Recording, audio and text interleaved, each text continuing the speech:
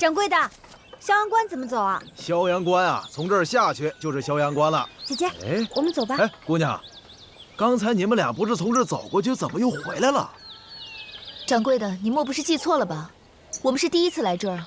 嗨，我怎么会记错呀？刚才还有一个高高大大的男人骑着一匹骏马，还找你们呢。姐姐，糟了！哎，姐姐，到底怎么回事啊？有人一路引王爷往逍阳关走，王爷有危险。啊！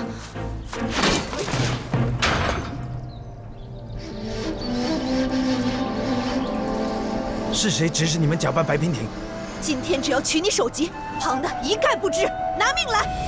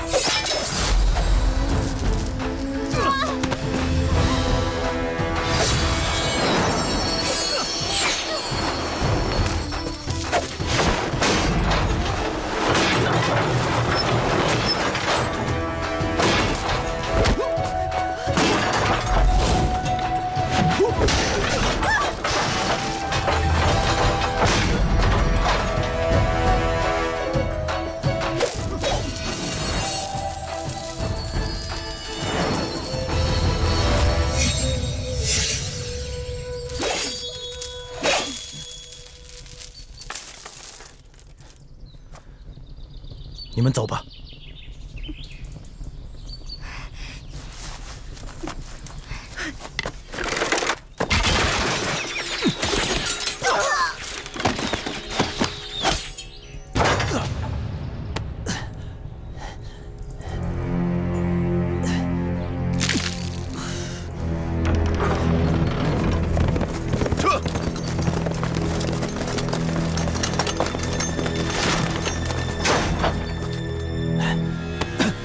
你就是一人连挑我白兰树关的楚北捷，我看不过就是个有勇无谋的莽夫。咱们驸马殿下不过略施小计，你就乖乖上钩了。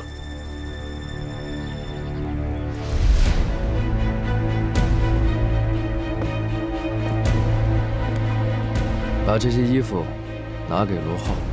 是。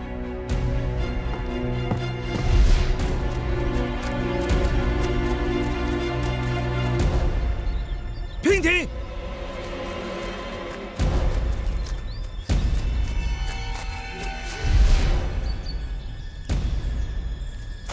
卑鄙小人，竟敢以我爱妻之名诱我！姐姐，楚北捷，别出去！英勇一世就栽在了女人手里，今天你是插翅也难逃了。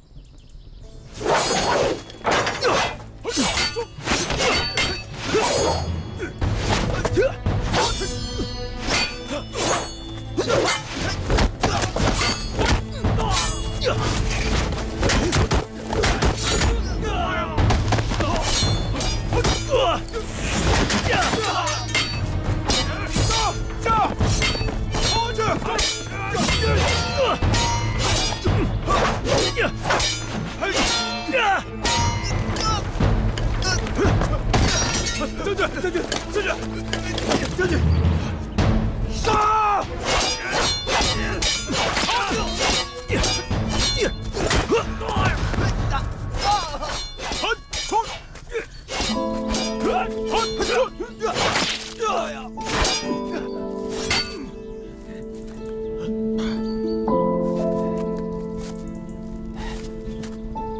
堂堂战神竟落得如此下场，了你楚北节的项上人头，我罗浩也不枉此生了。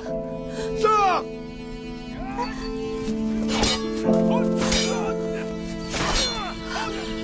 翠菊，如果我们俩有什么不测，你就自己走。不行，姐姐，姐，我不能眼睁睁地看着他一个人死，要死，我跟他一起死。不行，你疯了吗？你肚子里还有孩子呢。佩姐，我不能让他一个人死。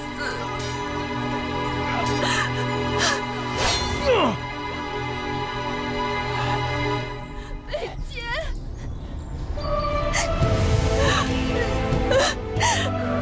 让我过去。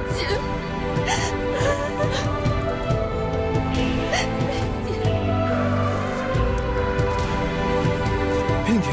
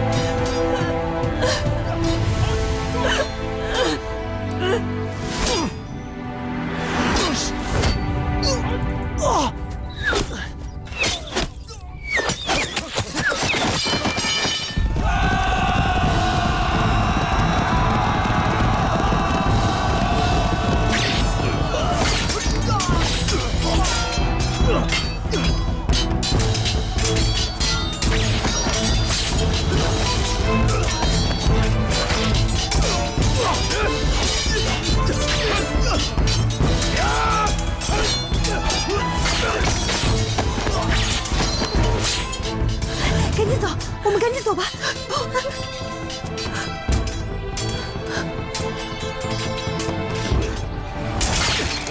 王爷射马！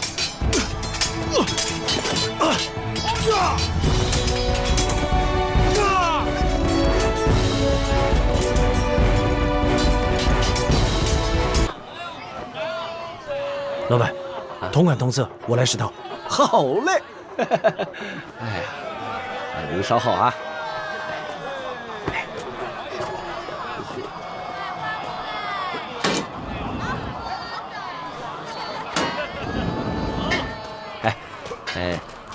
哎，大爷，这10套是您要的，一共是。大爷，这小店找不开呀！哎，人呢？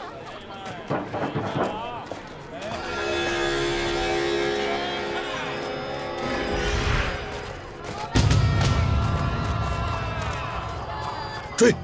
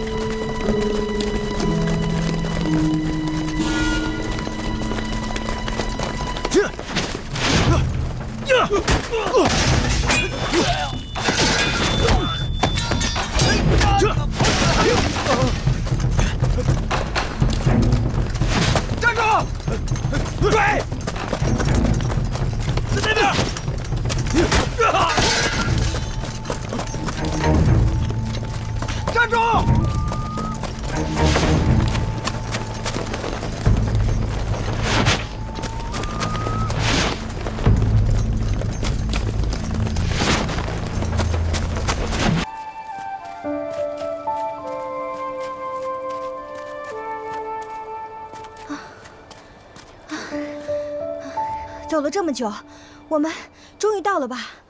这应该就是松森山脉吧？不过这天气这么差，恐怕今晚我们是翻不过去了。阿汉倒是说过，在这山上曾经有一个废弃的关卡可以用来过夜，但这天气看来要下雨，我们得赶紧，最好赶在下雨之前找到那里。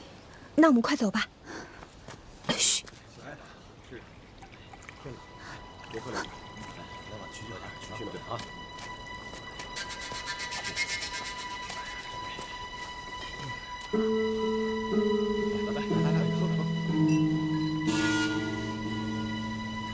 姐姐，我们现在怎么办呀？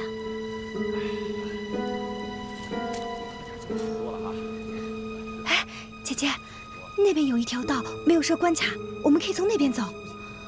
不过，为什么那边就没有设关卡呢？这松森山啊，东面阳光充足，植被茂盛，雨水丰沛，而西面飞沙走石，常年干旱。所以，当然是在东面设人道，利于人行走。关卡设在东面，是因为细道难行。但我们也没得选了。走吧，要是等到天亮，就更难躲过那些巡山士兵的耳目了。走。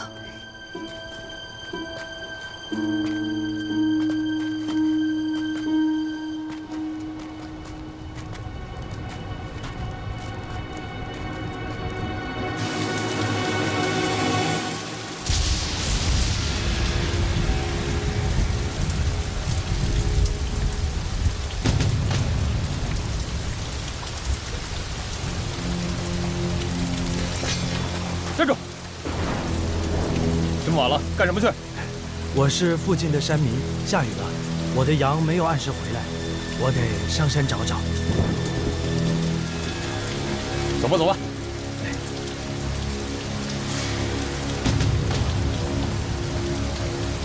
站住！这么晚了，上山找羊？说，到底是什么人？抓住他！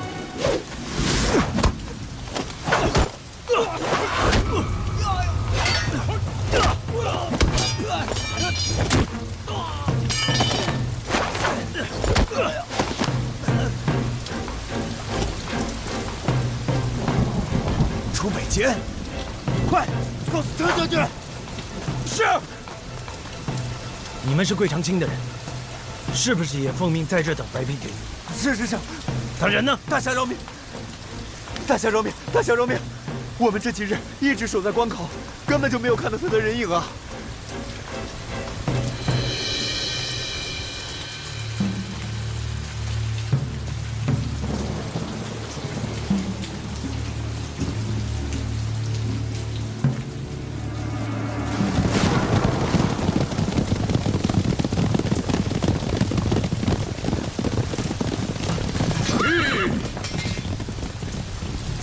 拜见将军。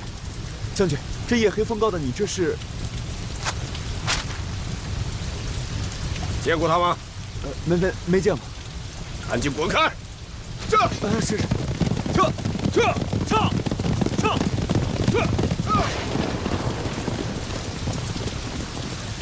这怎么都在找白娉婷？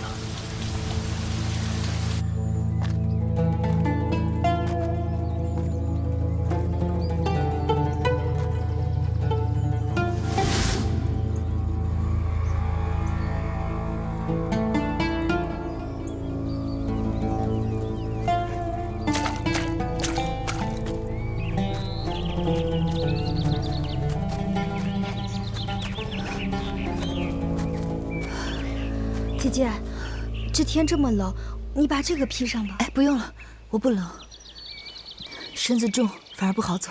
走吧。好。谁？我听到你的声音了，你快出来！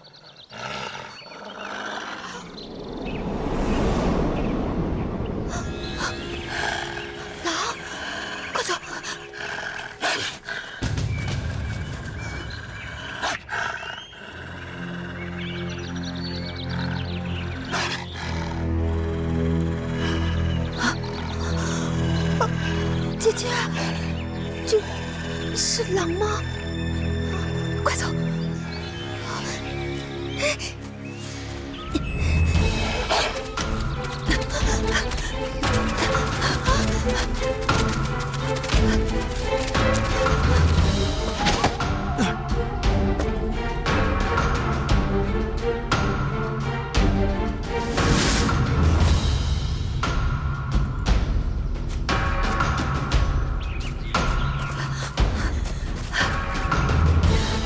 姐姐，快走！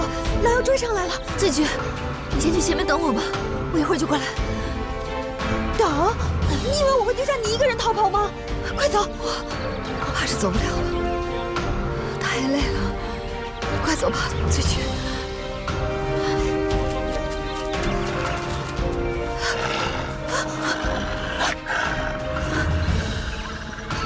姐姐，你看错我了。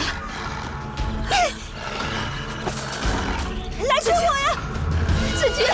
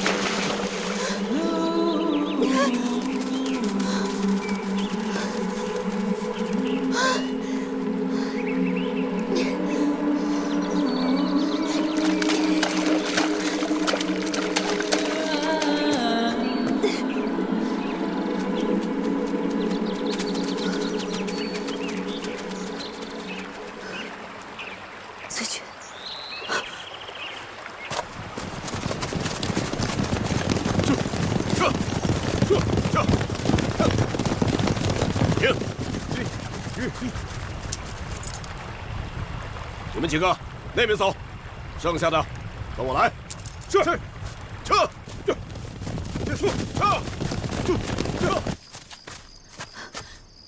醉菊，醉菊，醉菊，你在哪儿啊？白姑娘。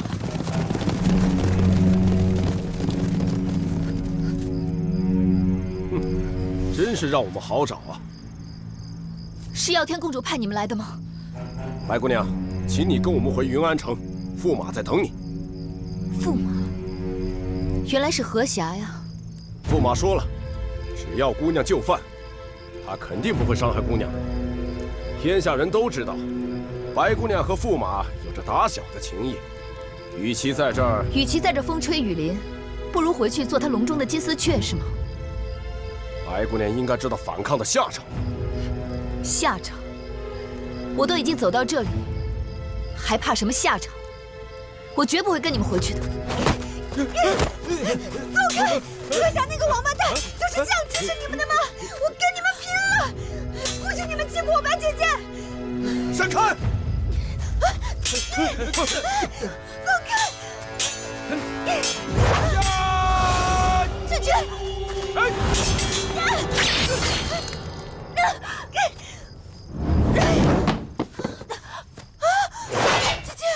姐姐，你没事吧？我没事。站住！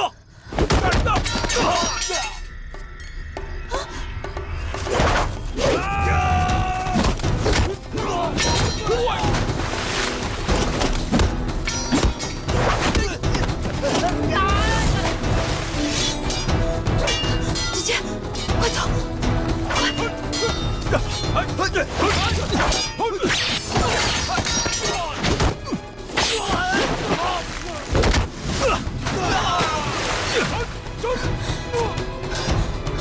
快走吧，姐姐！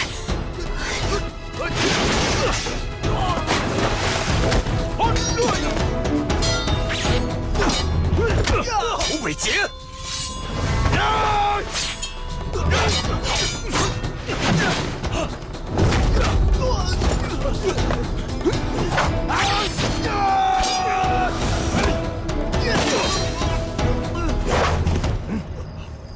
将军，说，白冰亭在哪里？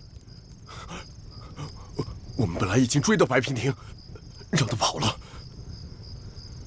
哪个方向？哪个方向？就在山中，向着密林里逃了。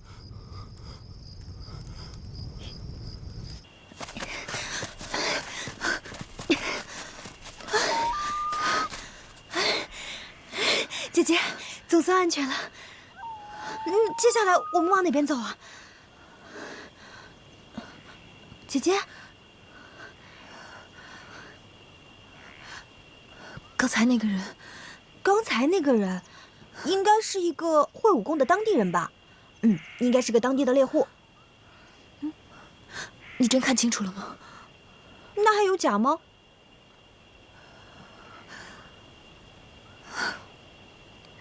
可能是我太想他了吧。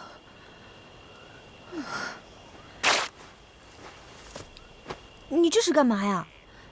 若是他们追来，也可以拖延一点时间。哦，我们往反方向走。好。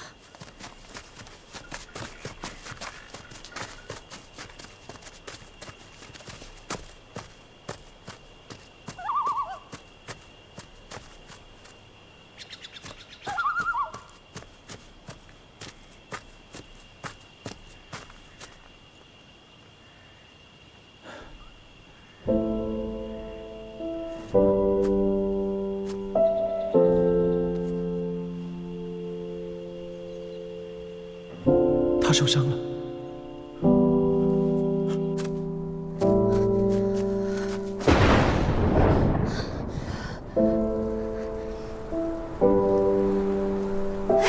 姐姐，你看，走，走。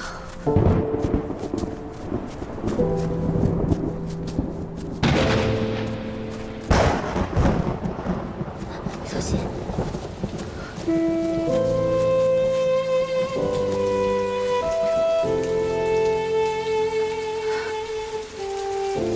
姐姐，你怎么烧得这么厉害？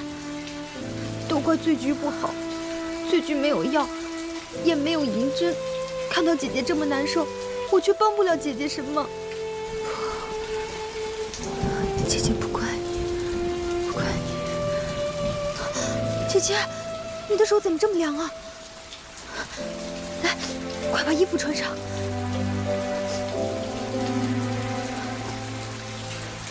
我去找点东西生火。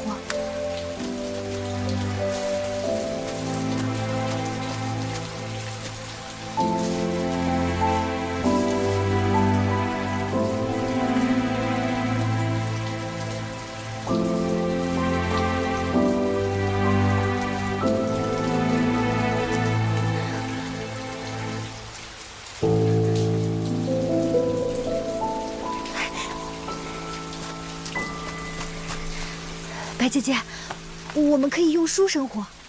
不要，不要！都什么时候了，再不生火，你会被冻死的。醉菊，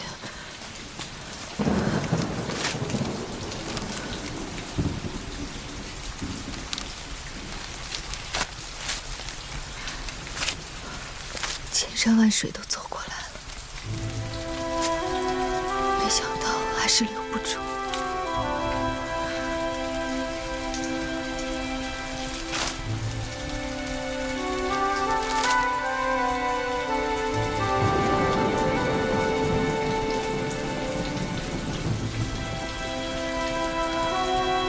白姐姐，你一定要坚持住。我们说好的，一起去白兰梁边关，一起去找你的朋友们。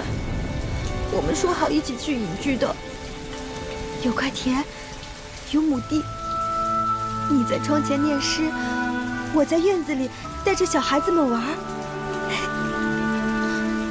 还有那些我们说好要种上的花，我们通通都得要种上。你要是敢丢下我一个人，我就把那些屋子啊、房子啊、树了全都给你烧了，然后回到东山别院，把你酿的素香半韵全都砸了。傻醉菊，我怎么会丢下你一个人？不怕，天晴了，我就会好。我会带着你去隐居，有小娃娃，有酒，有花，有诗，不怕。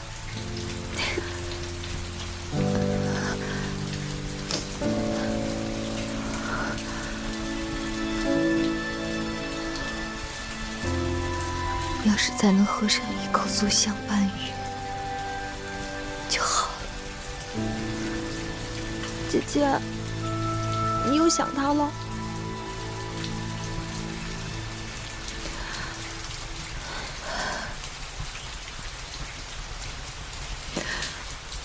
命数如此，我也不怨什么。但是，如果你能再见到他，帮我转告他，我这一生因为遇到他，才没有白来一场。姐姐，你又在说什么不吉利的话呀？你要是想念他，你就自己把这些话告诉他。你会活着的，所以我一句都不会替你转告的。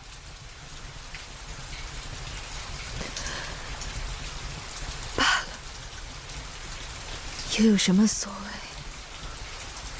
他知不知道？又有何所谓？人这一去，还不是什么都成空？姐姐，别说了。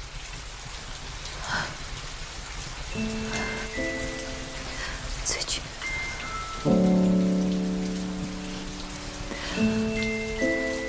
醉菊，答应我，你一定要活着，活着替我好好照顾他，替我守着他变老，替我守着他长眠。我这一生与他渊源深远，下一世还会再等着与他相见。不，姐姐，你不会死的。你忘了吗？你不仅有我，你还有我师父。我师父医术那么高明，不管是什么病，他都能治好。只要你还活着，姐姐，快！山青青，路迢迢，月儿挂树梢。对不起，孩子，是娘无能，不能让你降生在这个人世间。君何日来到？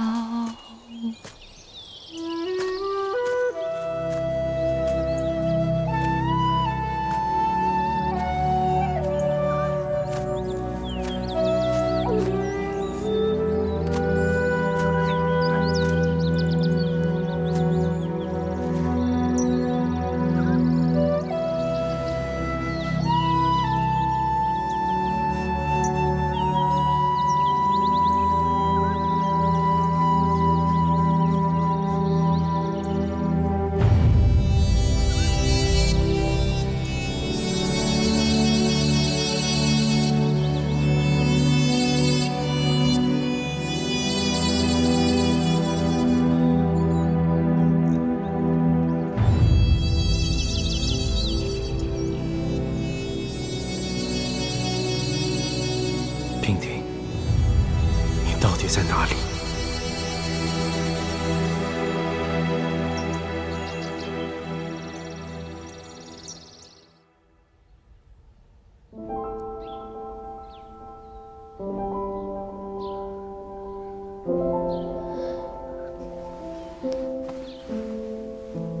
姐姐，我一找到人就回来，你要等着我。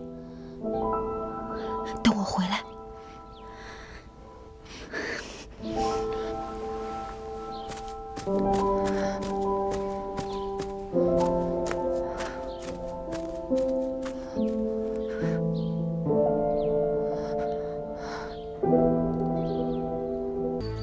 不用准备了，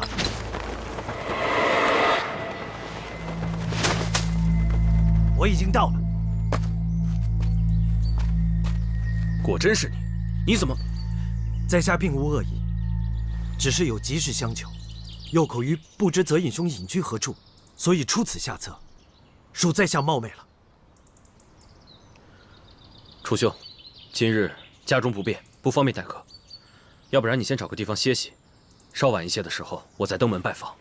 泽隐兄，请容在下问一句：如果娉婷……住口！你还有脸提他的名字？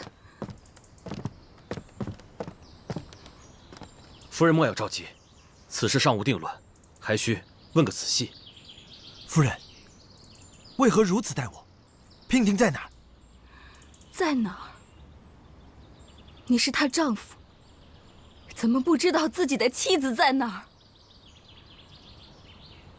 他当初不顾一切的寻找你，就是为了这一生跟你一起共度。你怎么舍得让他葬在了孤零零的荒山野岭中？你真的好狠毒啊！你说什么？原本他可以跟我在这世上好好的活着，逃离世俗所有的纷纷扰扰，他可以过自己的清闲日子。可他几次三番为了救你，他舍身相救。我以为你会珍惜他，呵护他，可你做了什么？这不可能！他在哪儿？他在哪儿？楚兄，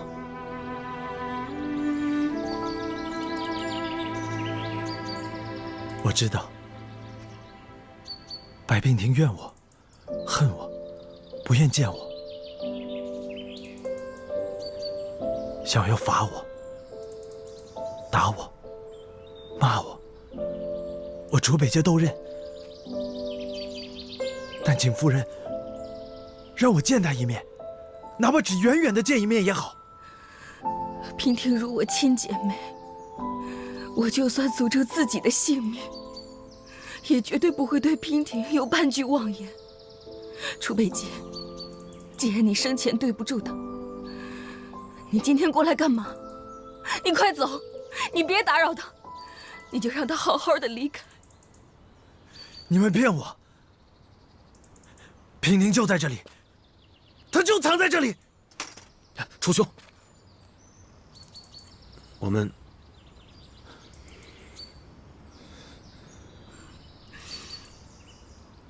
在松森山脉找到了白姑娘的尸骨，还有她一直佩戴的夜明玉簪。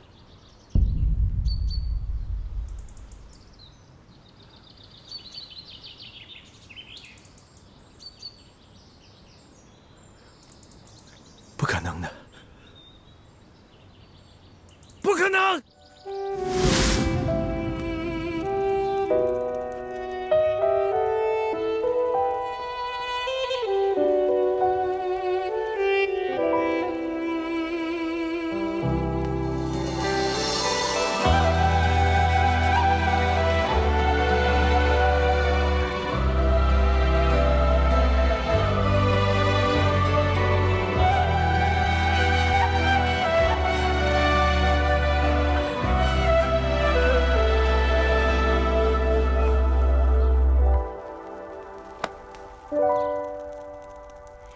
白姑娘遭人毒手，死状凄惨，则饮上不忍直视。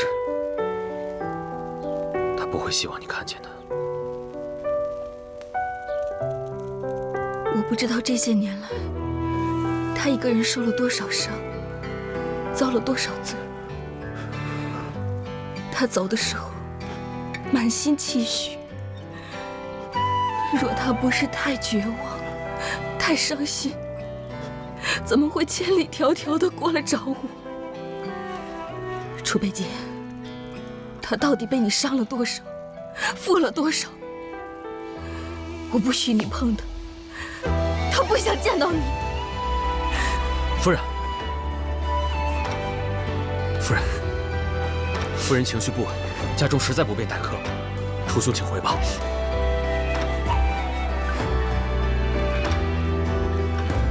娉婷的何时出殡？7日之后。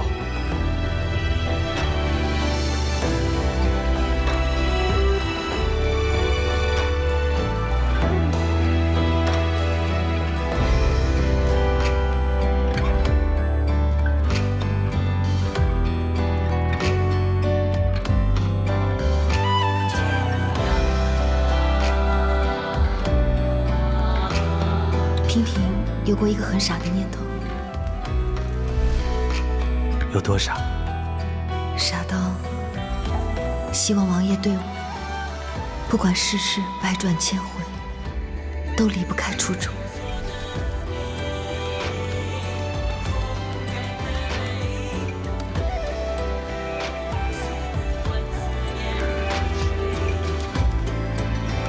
我要带你去我娘亲的家乡，那里没有纪念百梁，没有陛下，没有小金汗王，没有往日的痕迹，一切都是信任。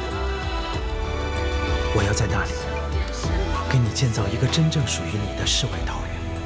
好，我等着那一天。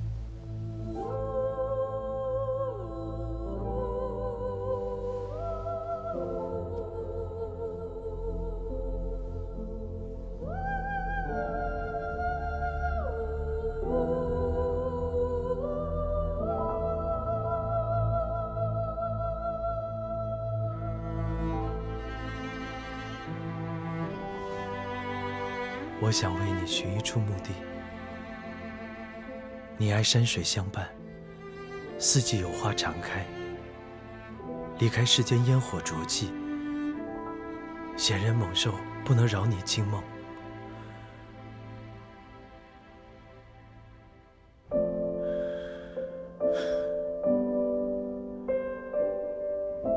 他这辈子流离失所，我想让他好好休息。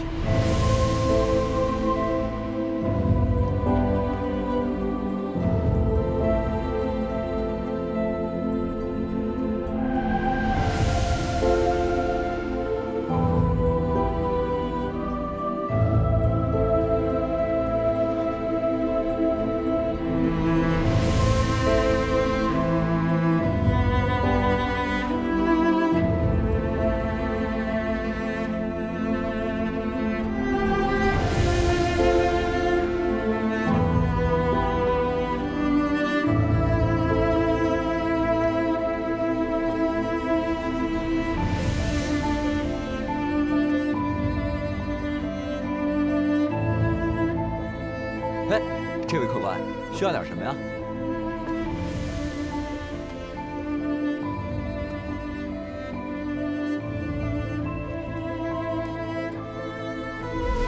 王爷，若是在回来的途中遇到卖鞋的地方，为娉婷带一双鞋吧。掌柜，哎，这样的绣履，你有多少？不知道客官想要几双啊？我妻子要出远门，我想多买几双给她，让她走得舒服一些。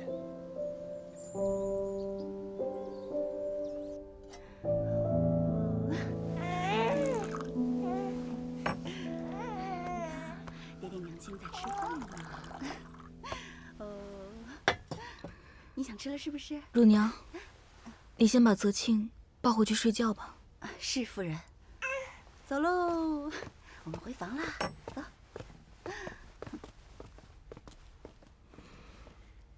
这段时间你都没好好吃东西，再这么下去，身体受不了。多少吃一点啊！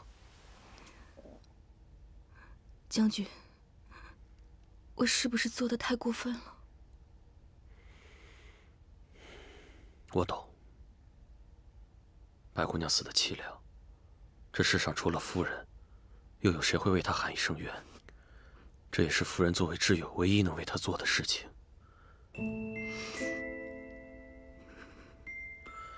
但是作为一个男人，楚北洁的痛苦我也看得非常清楚。他们两个人爱得太不容易，而且我觉得他已经尽力了。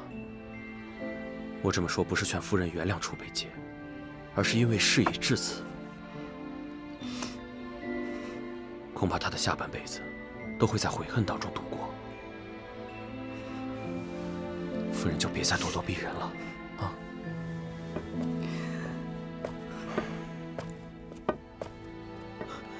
将军，夫人，门外有人送了些东西来。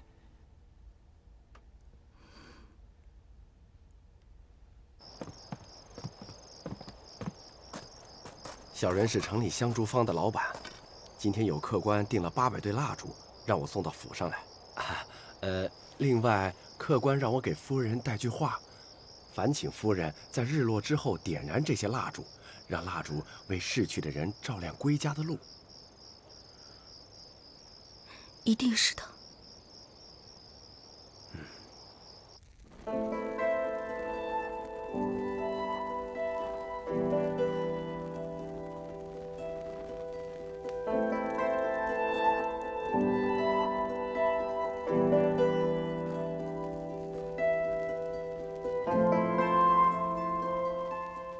明天还是把他找来吧。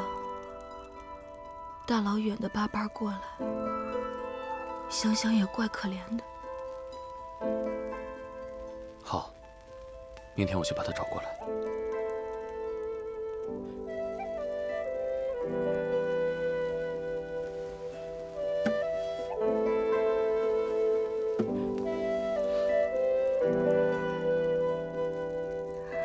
娉婷，你跟我以情结缘。自从我嫁到大梁以后，你有数年没有听到我的琴声。今夜夜色烛光甚美，我与夫君给你弹曲安魂。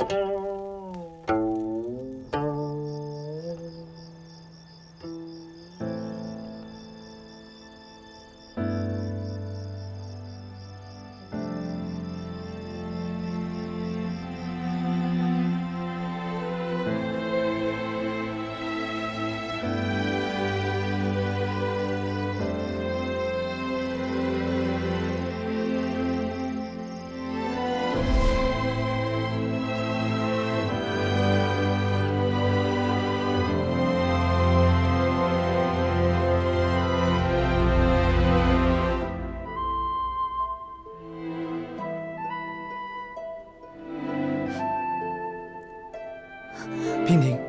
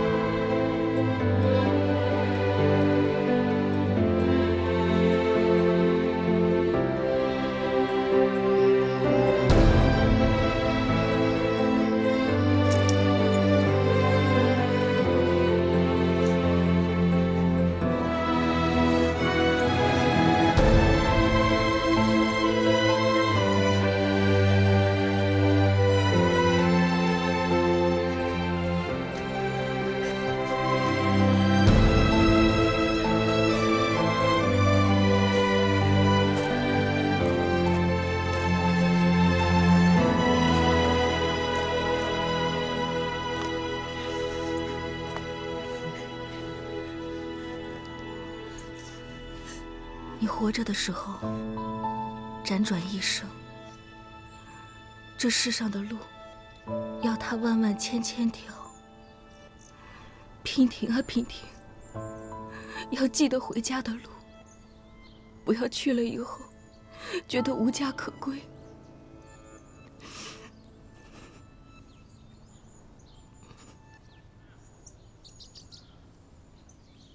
夫人，我们要不要再等等？有什么可等的？说的再深情，也不过值800对蜡烛，竟在这个时候消失。亏我还想原谅他。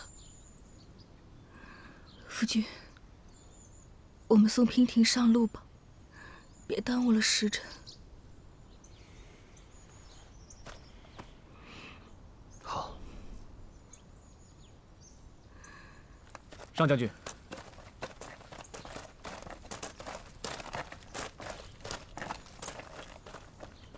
你怎么来了？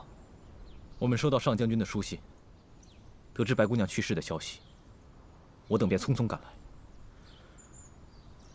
晋梁大战，如若没有白姑娘相助，这满街的兄弟，恐怕早已成为孤魂野鬼。只是没想到，我们大恩还没报，白姑娘就已经……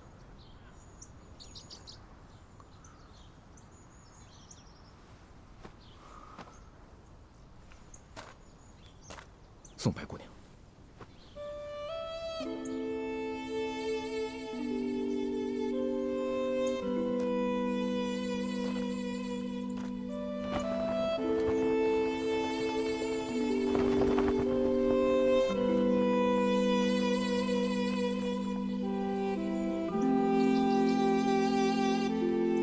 送白姑娘，送白姑娘。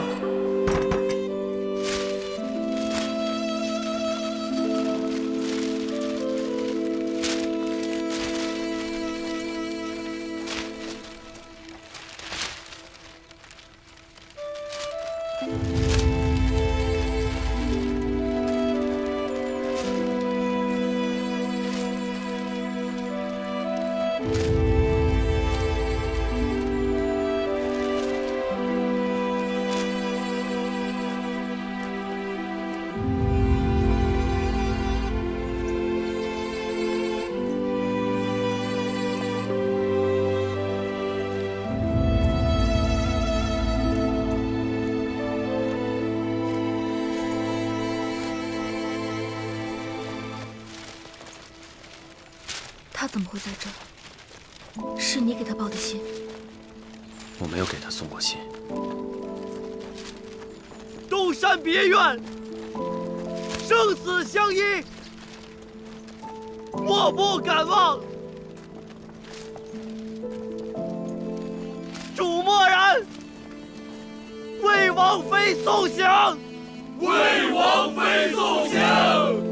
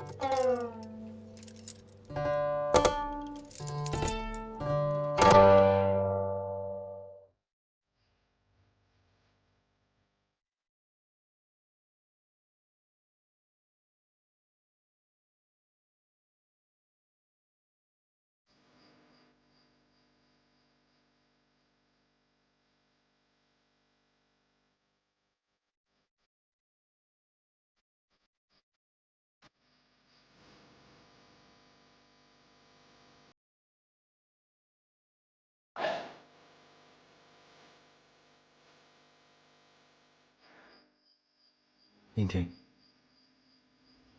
那天在回来的路上，本来想给你买一双绣履，想你肯定会喜欢，可没想到，竟然丢在半路上。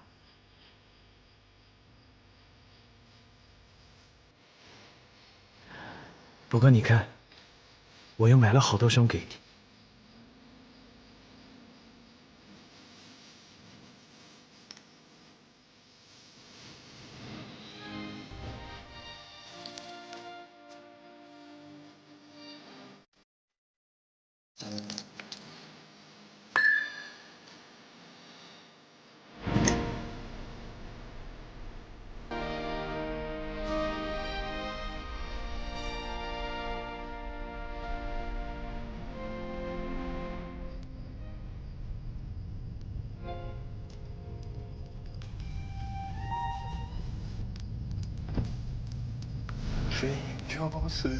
只是再多的修炼，却不能把你带回我身边。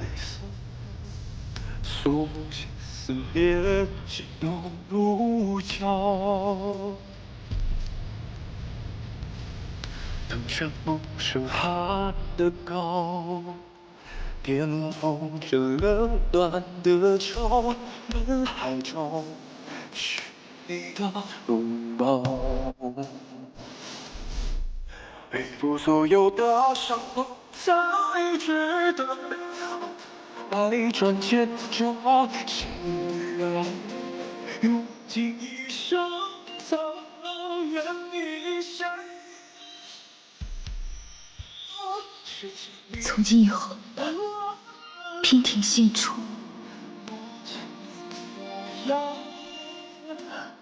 爱永远追随天涯海角。剩下的愧疚，娉婷定于余生回报。月下盟誓，永不相负。你可曾还记得？我们曾经对月起誓，永不相负。何为不负？娉婷以为是男女之间面对困境，永不背弃；面对离别，生死相随。娉婷，娉婷。我用梦想不死生拥抱。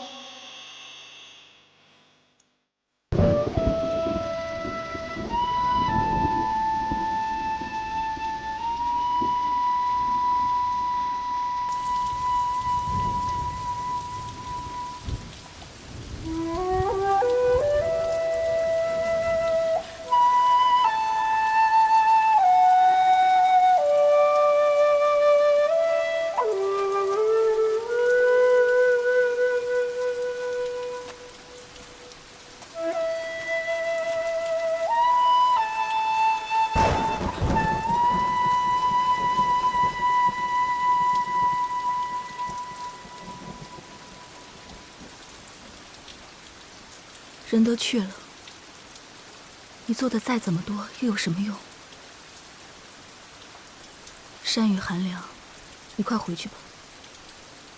你要是病了，娉婷该舍不得了。我曾经梦想过，无数未来我与他一起的场景。我耕田打猎，他写字念书。还有很多孩子，我们有很多事没有做，很多话没有说。你说的对，现在做什么都没用了。没有了他，梦碎了。真不知道你们之间发生了什么事。既然如此相爱，怎么会变成这样？何至于此？生当复来归，死来长相思。杨凤，你就让我在这里多陪陪他，承受思念一生的世故之痛。这是我现在唯一能为他做的事了。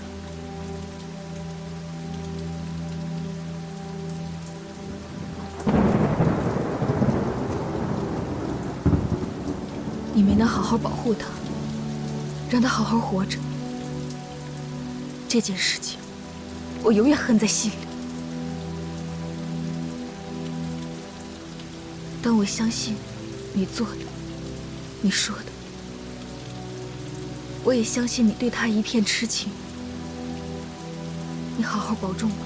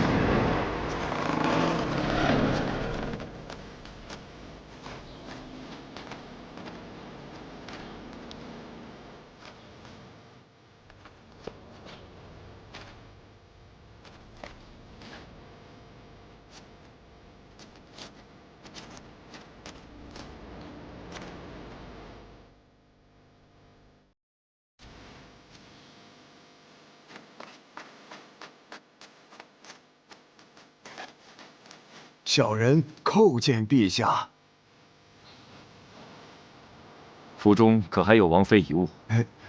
王妃，这白娉婷。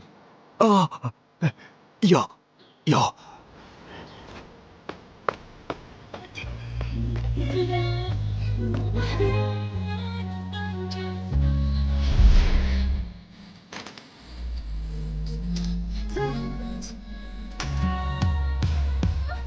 快起来吧。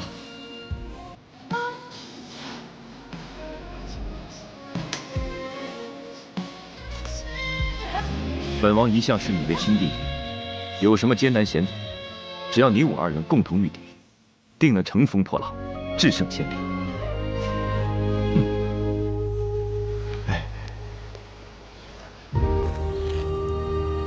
陛下，请恕罪，我家王爷素来喜欢画画，这是王爷给王妃画的一幅画，小人偷偷的保留了下来。本想等镇北王凯旋而归一并送上，可没想到王爷一去不回。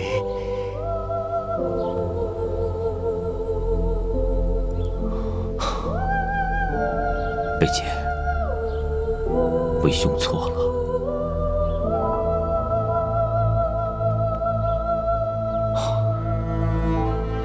奉天承运，滋耳亲奉。镇北王妃白娉婷，爱琴已甚，本王感怀已久。今芳魂永逝，五韵已绝，本王哀思不已。着令追封白娉婷为琴仙，设立庙宇。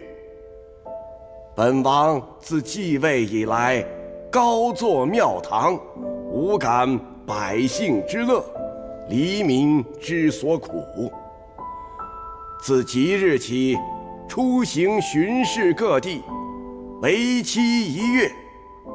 本王巡幸各地之时，朝中诸多要事，悉托于王后与太尉佐之。钦此。吾王万岁万岁万万岁！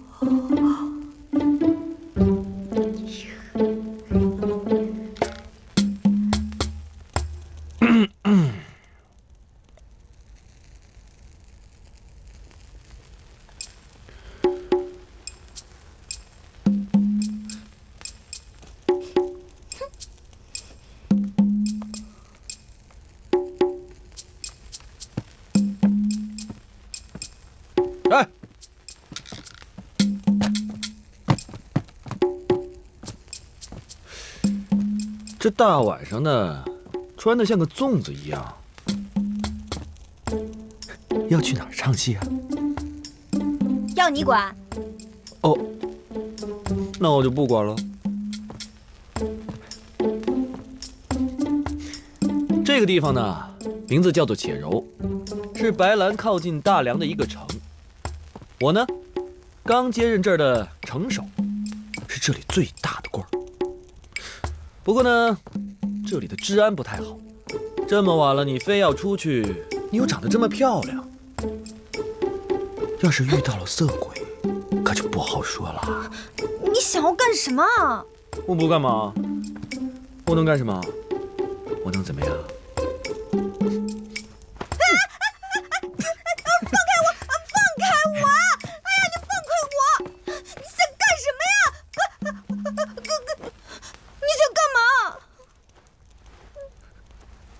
不过说真的，你这身衣服真挺丑的。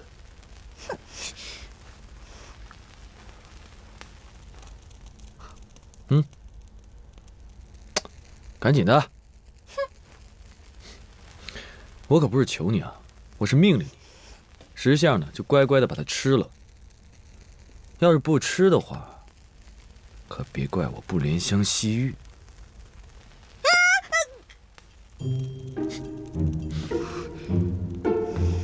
我辛辛苦苦把你救回来，路上每天喂你米汤喝，不知花了我多少心思。你若真求一死的话，倒不如先便宜我一回。在干嘛？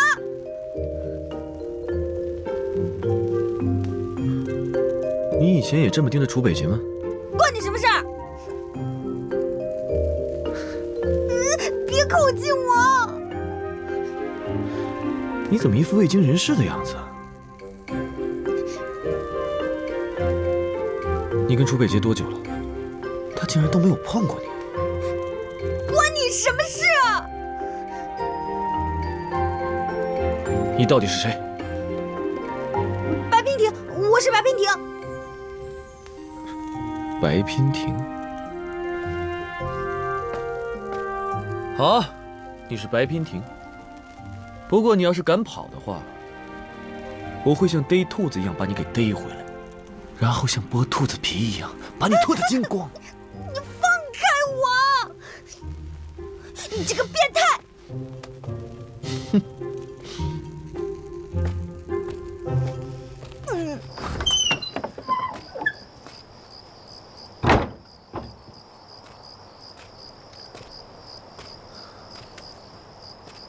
骗我？你可不是白娉婷，那你会是谁呢？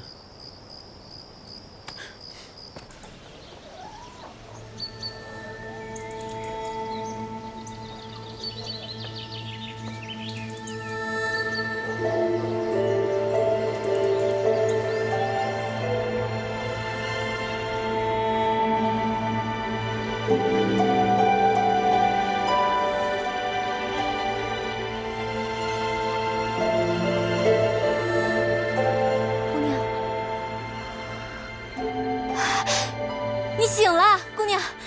阿憨，快来啊！哎，姑娘醒了，快来！姑娘醒了。对啊，快看。姑娘，还认得我吗？我是阿汉呐。阿汉大哥。哎呦，还认得，认得就好，认得就好。姑娘，早知道我就该拦住你，不该让你上山。你说这山上多危险呢。可是，我记得我上了山。后来，反正啊，我上山的时候，我远远就看见那个早就不知道废弃了多久的关卡那边燃了烟火，我就觉得奇怪啊，我朝那边过去了，就发现你晕在那儿了。你说你也是要当娘的人，怎么把自己弄成这样啊？是你们救了我。哎呦，没事没事就好。姑娘，只要你没事就好啊。你不知道，你都已经躺了10天了，总算是醒过来了。是啊。哎呀，姑娘你别动。你慢点。我躺了10天，见到我妹妹了吗？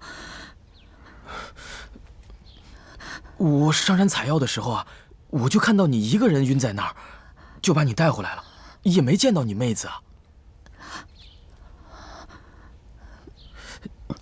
醉君，姑娘，你别着急，别着急。对呀，姑娘，我们请郎中给你看过了，你和孩子现在都还有危险。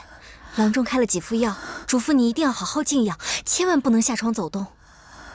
你觉得现在怎么样？有没有哪里不舒服呀？我没事，多谢大姐大哥，给你们添麻烦了。哎呦，不麻烦不麻烦，姑娘，你福大命大，凡事都会逢凶化吉的。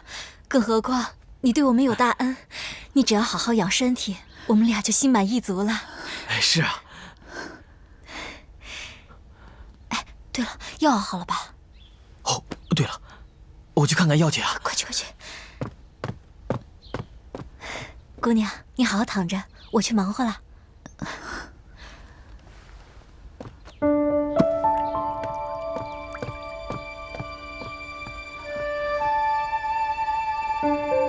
醉君，你应该已经找到养蜂了吧？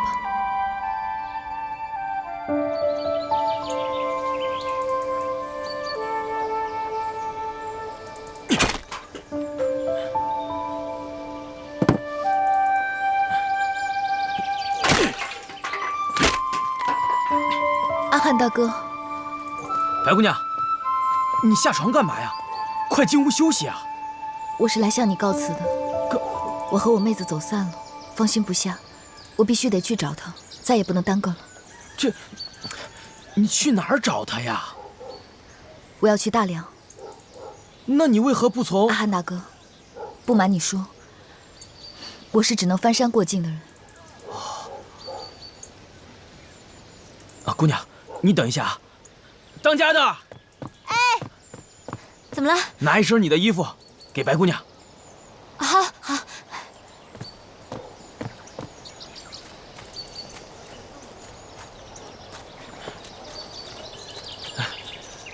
白姑娘，我是边民，可以去大梁通商。我驾着马车送你过松森山。你穿上我媳妇的衣服，万一有什么意外，也好有个解释。娉婷再次谢过大哥大姐的救命之恩，好好照顾自己，照顾好肚子里的孩子。白姑娘，那咱们赶紧上车赶路吧。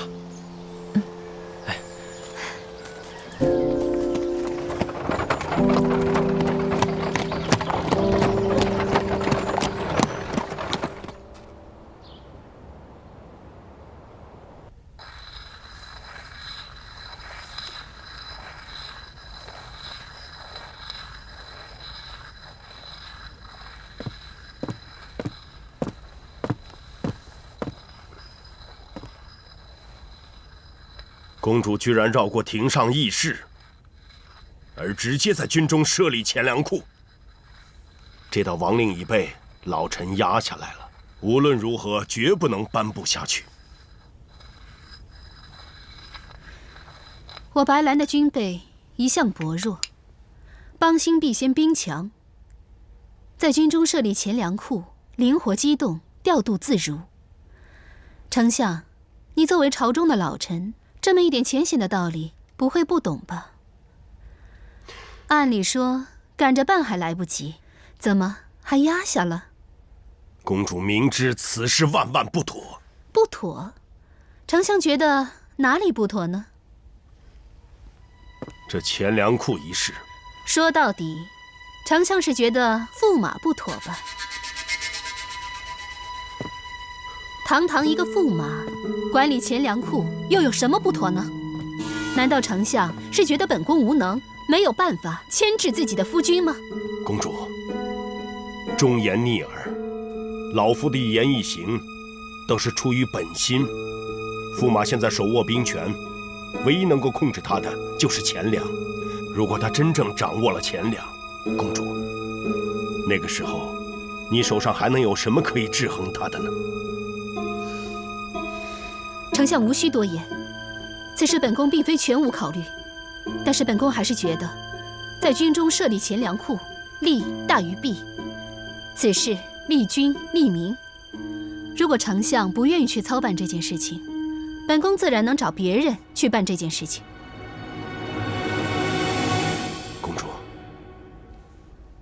公主还记得大婚之日曾对老臣说过什么吗？不曾忘记。那一日，耀天心中忐忑不安，邀丞相入室密谈。公主当时说，如何才能留下驸马的人和心？希望老臣能够帮助公主思量。老臣当日答应了，必殚精竭虑。丞相不必说了，耀天知道，丞相是在为耀天考虑。可是现如今，驸马与本宫已成为夫妻，夫妻本是一体。驸马他为白兰王朝鞠躬尽瘁，立下过汗马功劳。可是我们呢？我们给过他什么？如果我白兰有立足于天下之心，一个有功的驸马都容不下，还谈何立足？我们一直猜忌他，打压他，处处制衡他，只会逼他走，逼他反。除此之外，还能有什么作用？人非草木，孰能无情？如果我们以忠臣待之，那驸马必成为忠臣；可是如果我们处处打压他，忠臣也会变为逆臣。丞相，你可曾好好的想过，我们之前所有的作为，会不会让驸马他心寒呢？公主，钱粮库一事，本宫心意已决。丞相，你不必多说了，请回吧。恕老臣昏昧，已看不清局势了。但是，老臣还想提醒公主一句：公主，万万不可被情爱所冲昏头脑。公主，你还是白兰王朝的君主。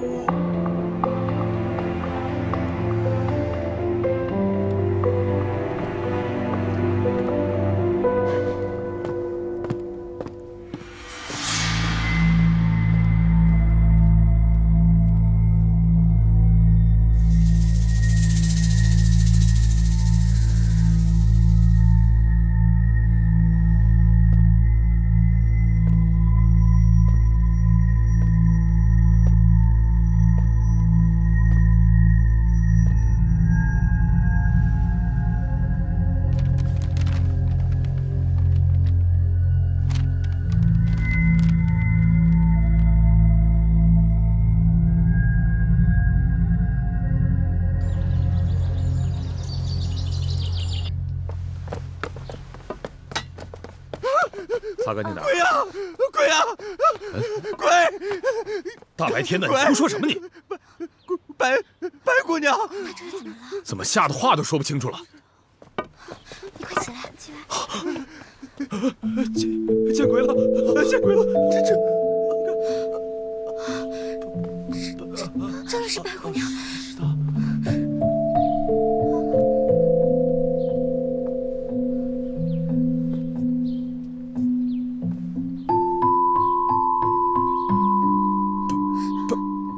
白姑娘，魏管家可还认得白娉婷？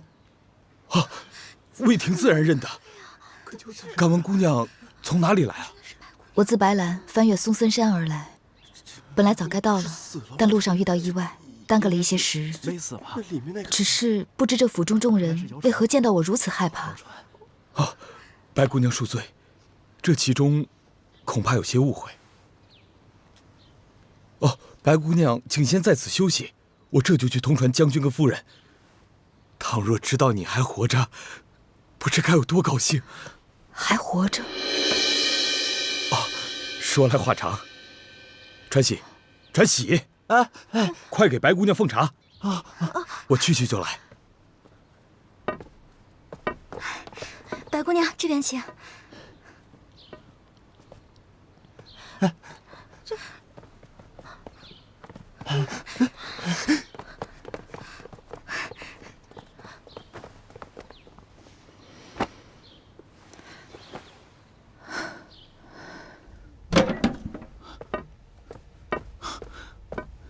禀报将军和夫人，白娉婷登门拜访。娉婷，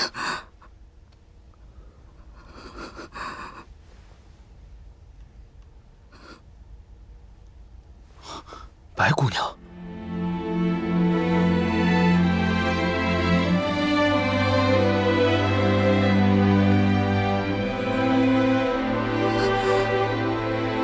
娉婷，娉婷，娉婷，杨峰，真的是你啊！真的是你，你还活着，还活着。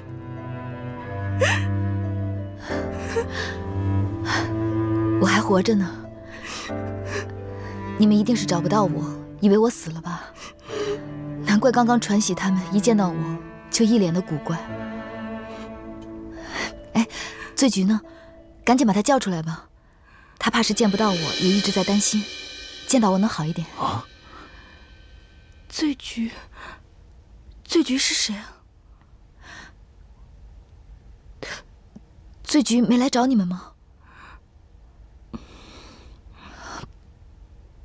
不对啊，如果醉菊没有来找你们，你们是怎么上山找我的？发现我不在，然后以为我死了的呢？白姑娘，我们的人在山上发现了被狼群撕咬的尸体，还有女人的衣服，里面有你的一只玉簪。醉菊，答应我，一定要活着，活着替我好好照顾她。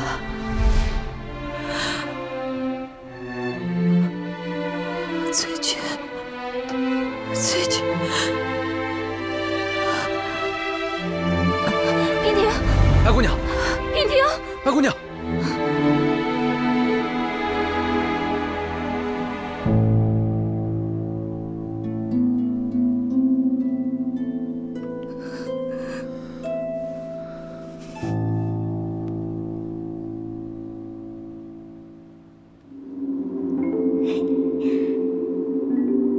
姐姐，你快点好起来吧！姐姐，你快点好起来！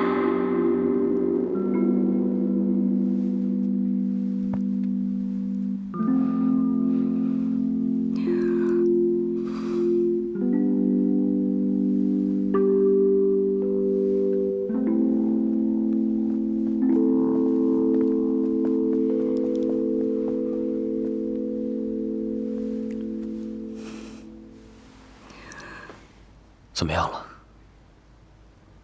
一直在做梦。刚开始见面的时候，还好好的。别担心，因为失了针，所以才会睡得如此沉。医者说了，若是能让他睡到明天上午才好呢。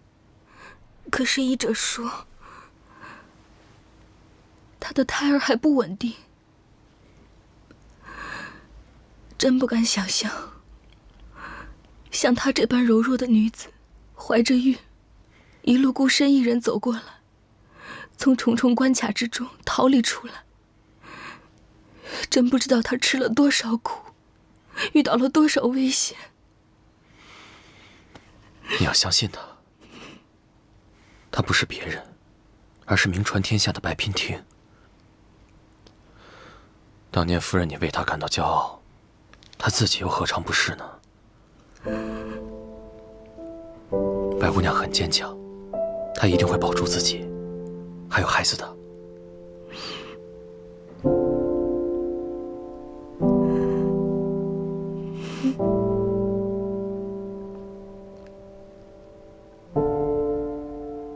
对了，这件事情要不要告诉楚北洁？她还一直守在白姑娘的墓前。若他知道白姑娘未死，一定会立刻赶过来的。将军，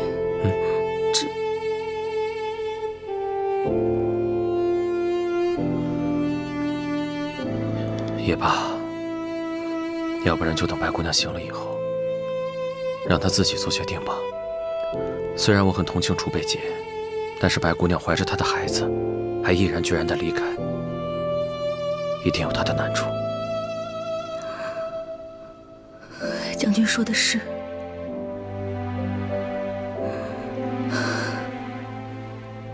如果娉婷不愿意见他，依我看，还不如让他将错就错。现在大家都觉得娉婷已去，就让他清清静静的过自己的日子吧。说起来，我们大王还在为这件事情高兴呢，还在宫里面大摆宴席，大宴群臣。他忘了当初的堪布之战，我们的娉婷是怎么帮他救大梁于生死之间的吗？他忘恩负义，不过是转眼的事情，哪儿配得上让娉婷帮他的忙？算了算了，都是刀剑乱世，以后我跟娉婷永远在一起，我们姐妹都要在一起，好歹有个照应。好，如果白姑娘愿意跟我们一块隐居，那咱们即刻收拾行装，离开这里，另觅他处。这个地方已经没法待了。若涵知道，大王知道，现在连楚北杰都已经找上门来了，保不齐以后还会有人找过来。将军，等到这次我们隐居以后，就跟若涵还有你那个大王了断音信吧。好。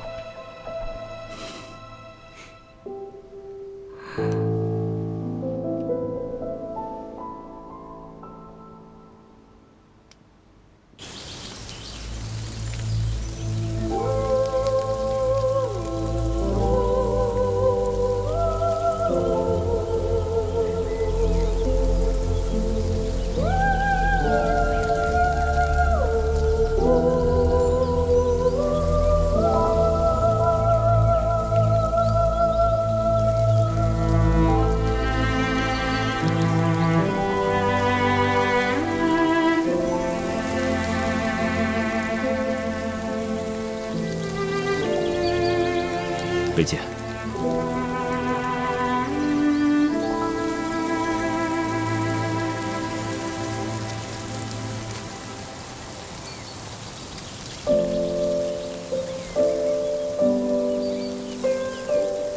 白姑娘就葬在此地。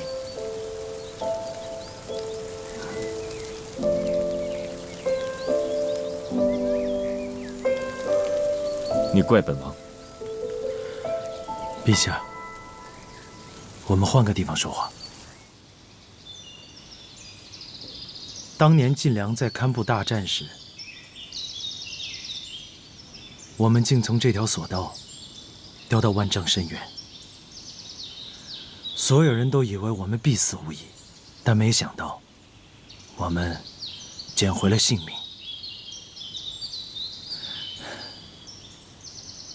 早知会有今日之痛，我和娉婷就该携手离去，岂不逍遥快活？娉婷的事情，本王已经知道了，是本王错怪了她。本王已经给她证明，临行之前，本王还封她为秦仙，让她位居大晋的神位，永享香火。如果她在天有灵，就再也不会觉得委屈了。陛下，人都已经不在了，神位又有什么用？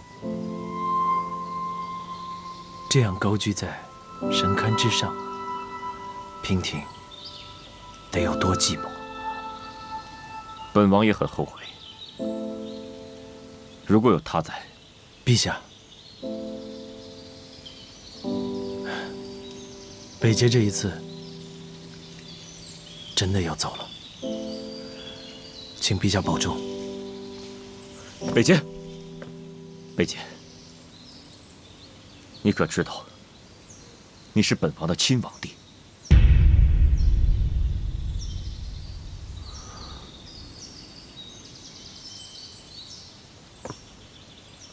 王弟，跟本王回宫吧。陛下，你在说什么？你糊涂了吗？本王清醒得很。本王只怕这个秘密再不告诉你，就会永远的失去你。贝姐，你要知道，你是本王同父异母的亲弟弟。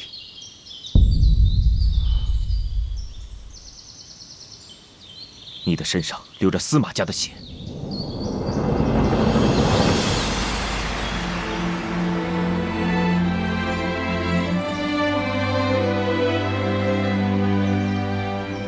当年太后令所有的知情人保守这个秘密，你的母亲为了信守诺言，竟自缢而死。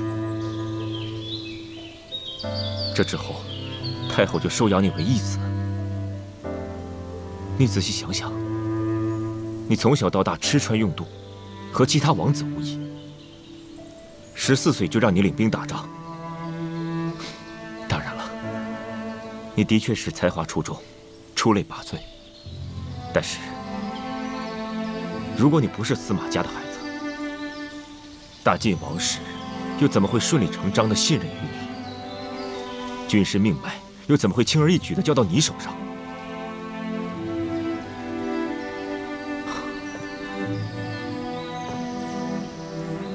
贝姐，跟本王回宫吧。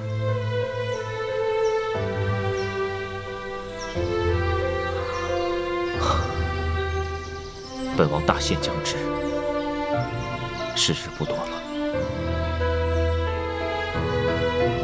司马家不能绝了血脉，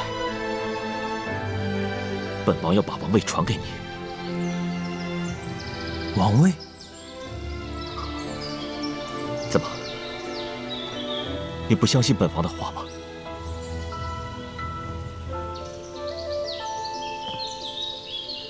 陛下，事到如今，相不相信又如何？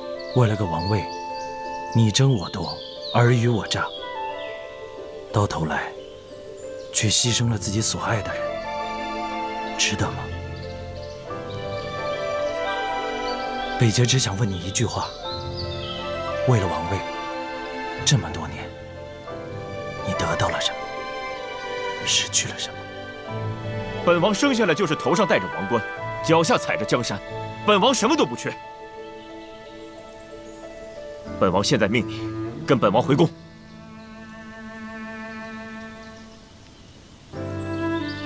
请恕北捷，不能从命。北捷，王位是司马氏的责任，苍生平安，黎民幸福，这不是你一直想要做到的吗？你只有坐上了王位，拥有更大的权力，一统江山。陛下是北捷的恩人，若不是当年陛下坚持留下北捷，怎么会有今天的镇北王？这些年，陛下与北捷共同进退，北捷的心中也一直把你当成我亲哥哥。北捷坚持到现在，不为权势，只为报恩。但这些年来，兄长的变化，北捷看在眼里，痛在心里。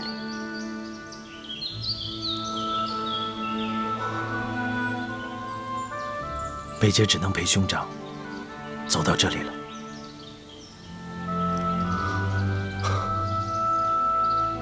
本王知道你累了，想要过一段平平静静的日子。为兄答应你，只要本王多活一天，就会努力支撑大晋江山一天。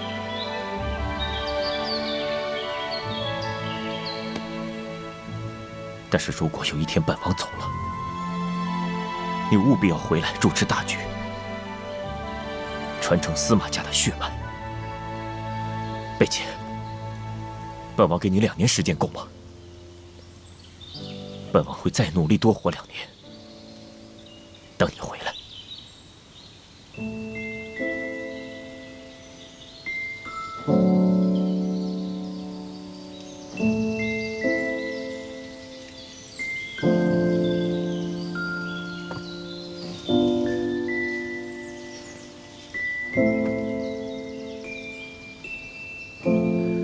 请恕北捷不能给陛下这个承诺。愿陛下能够打起精神，振作起来，护佑我大晋疆土，永固无虞。你会回来吗？山间风大，请陛下珍重。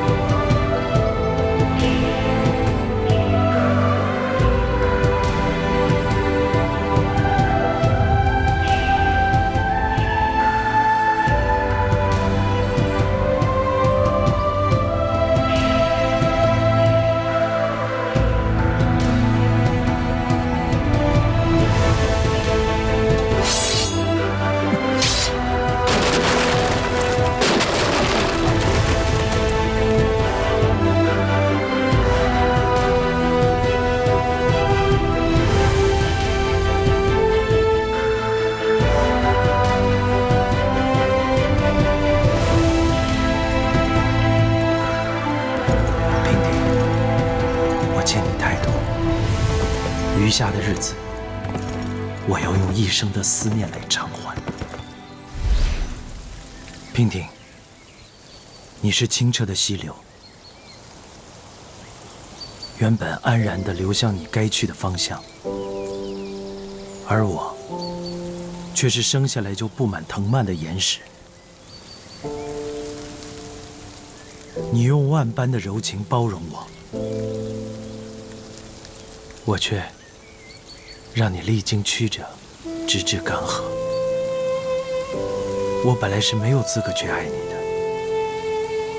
今天我斩断了身上连接血脉的枷锁，我不再是从前的我了。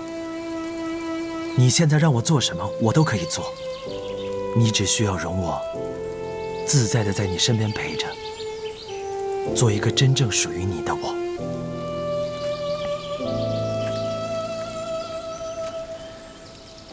你还记得吗？我们大晋男子，若是喜欢一个女子，会连续3天为她守夜。那3夜，我已经许下了一生的承诺。你活着，我与你携手共度；你去了，我守你的尸首终老。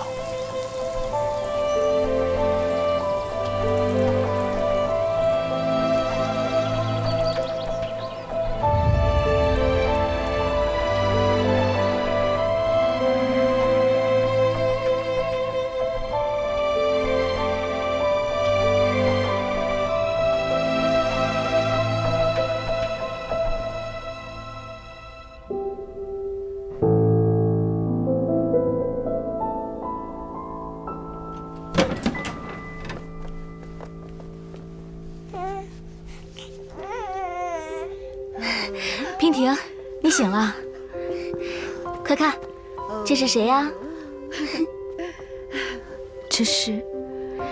这是我跟泽隐的孩子，你看，他长得像我，还是像他呀？长得真好看，眼睛像你，鼻子像他，大家都这么说。若是当初没有你，哪有我们母子的今天啊？泽庆，你看，这是你的干娘，泽庆，这个名字好。你看他笑得多可爱啊，还是小的时候最开心。等到长大了，一切就都变了。乳娘，你抱他回去吧。是，走喽，回去喽。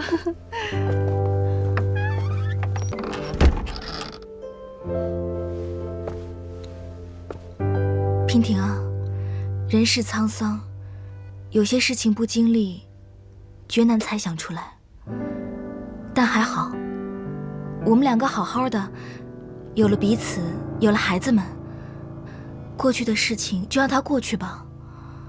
日子还得过呀，你要看开。醉菊葬在哪儿？娉婷，醉菊到底是谁啊？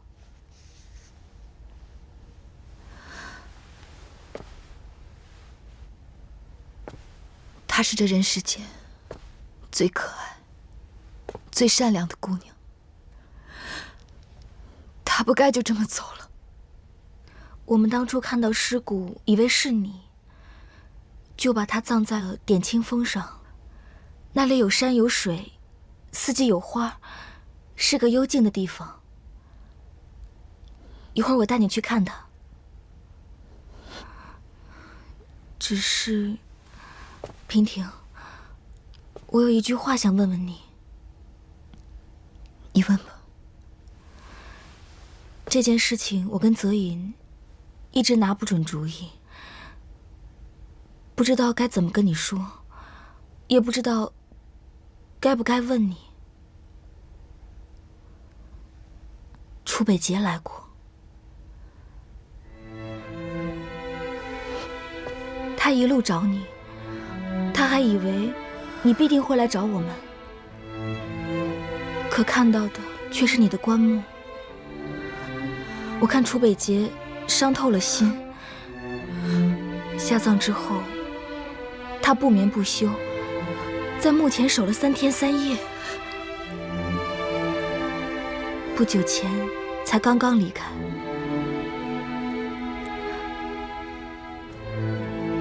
娉婷，你打算怎么办？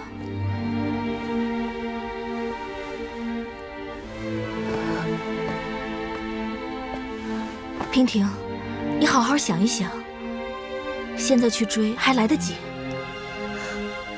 不要，你们一定都以为是他负了我吧？难道不是吗？是我害他太深，是我没脸见的，是我自己坚持不下去了。杨峰，你们都说我聪明，我也一直自诩如是，以为所有的事情我都能看得透、想得清，唯独这一件事情，世人都能看得清，而我却偏偏心存侥幸。这一份侥幸，让这个世上多了一个忘恩负义的侍女，多了一个误国叛军的将军。是我没脸再去见楚北杰。娉婷，你不要这么说。以前那个白娉婷既然已经死了，就让她死了吧。既然她已经出了殡，下了葬，该哭的人也哭了，该笑的人也笑了，她就不必再出现在这个世上，给大家再徒添烦恼了。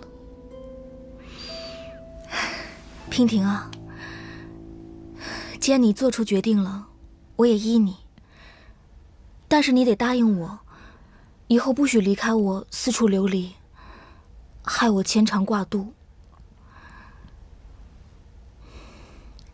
事到如今，就算不为自己着想，也为你肚子里的孩子做个打算。我们找个地方隐居好吗？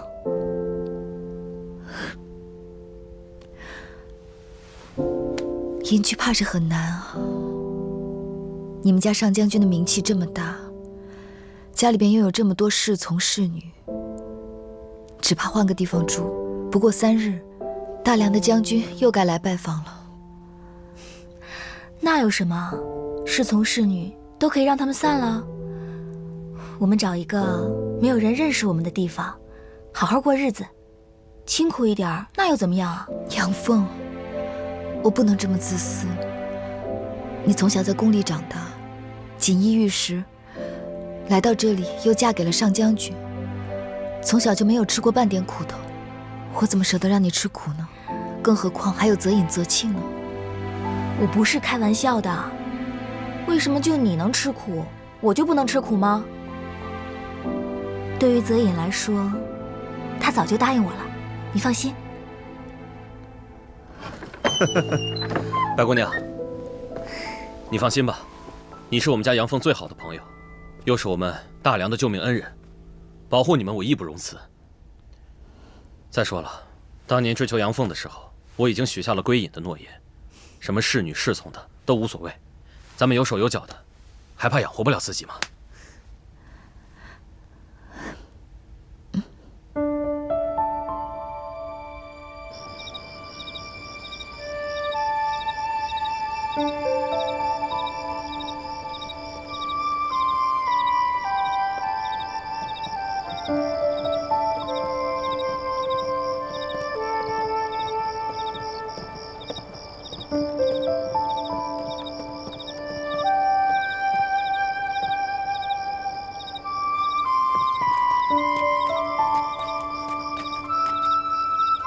贵丞相手书，命封音呈给公主。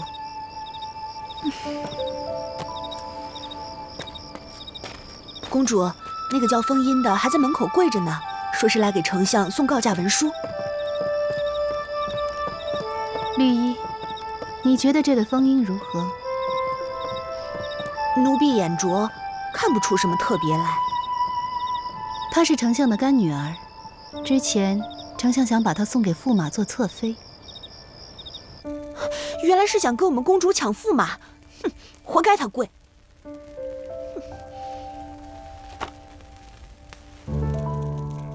前些日子，本宫忙于朝政疏忽了，这些日子闲下来，细细一想，才觉得丞相的主意也是不错的。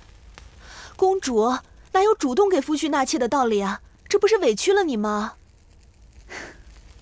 我这也不是第一次了。白姑娘那次是假的，不作数。从来都是真的，哪有什么假？绿衣该死！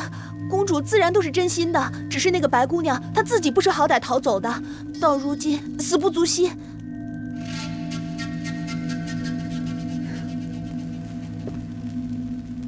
快起来吧。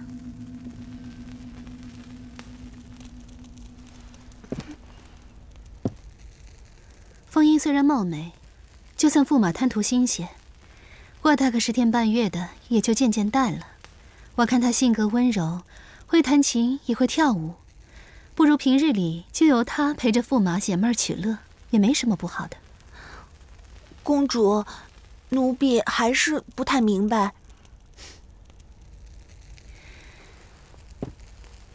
我看你呀，跟了我这么久，这饭量见长，可是这头脑心思还是一点长进都没有。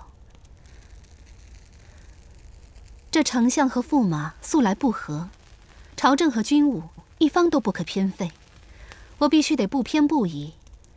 既然给了驸马钱粮库，就必须许丞相一个顺水人情，只有这样做，这两方才能消停一点。一个是我的夫婿，一个是我视若叔伯的重臣，这两者都是我的左膀右臂。只有拥有了他们两个，我们白兰王朝才能够兴旺发达。本宫也是从大局上考虑。说了这么多，你听明白了吗？奴婢听明白了。那奴婢明日就去把那个封音送去驸马府，好不好？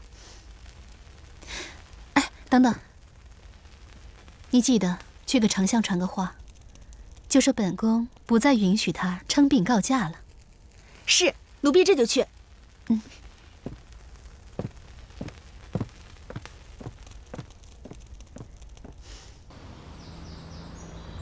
驸马何暇听旨。何暇听旨。奉天承运，公主诏曰：驸马常年征战劳累，念公主不便常见，特赐能歌善舞美姬一名，伺候驸马日常。钦此。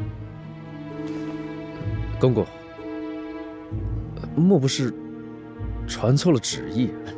那哪能啊！公主的封印还在此呢。驸马可真是好福气啊！公主真是体贴的人呐。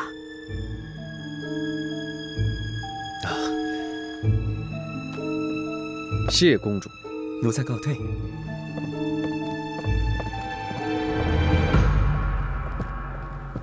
少爷，咱们身边眼线已经够多的了，公主还不满足，这分明是连枕边也要放一个的意思啊！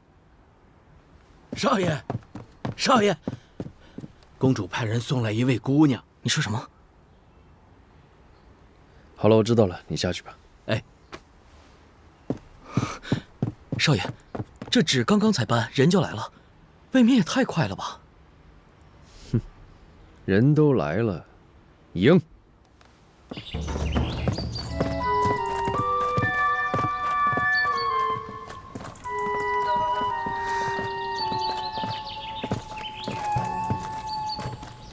封印见过驸马爷。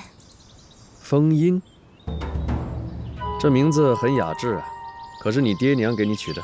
回驸马是丞相赐名，因看奴家会弹几首曲子，便赐给了这个名字。丞相取的。哼，取得好，清新雅致，把头抬起来，我看看。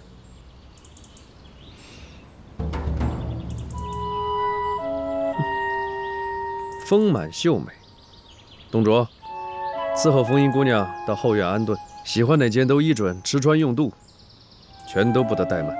少爷，封印多谢驸马爷厚待。走。驸马，封印姑娘还有何事？倒也无事，只是封印初来乍到，人生地不熟，心中很是害怕。能不能请驸马爷陪着封印一起去呢？董卓，你愣着干什么？带路。封印姑娘，请。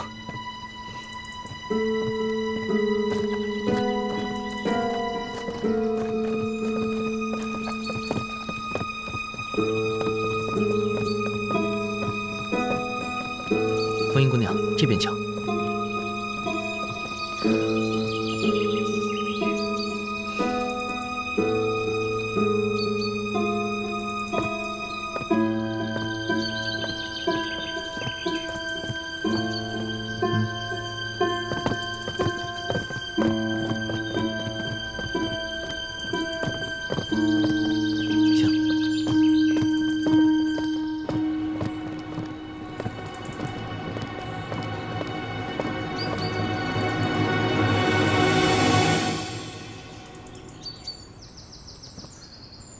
我想看看这间。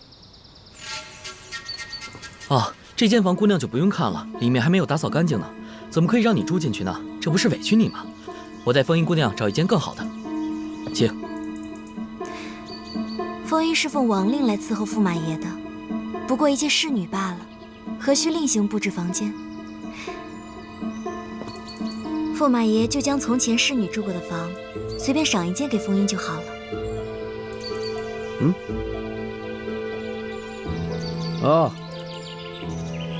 这间房呢，空着也是空着。董卓，找人打扫打扫，让封印姑娘住得舒服一些。是。封印多谢驸马爷厚待。那封印先去安放行李，晚些再过来伺候驸马。我们去拿行李吧。是。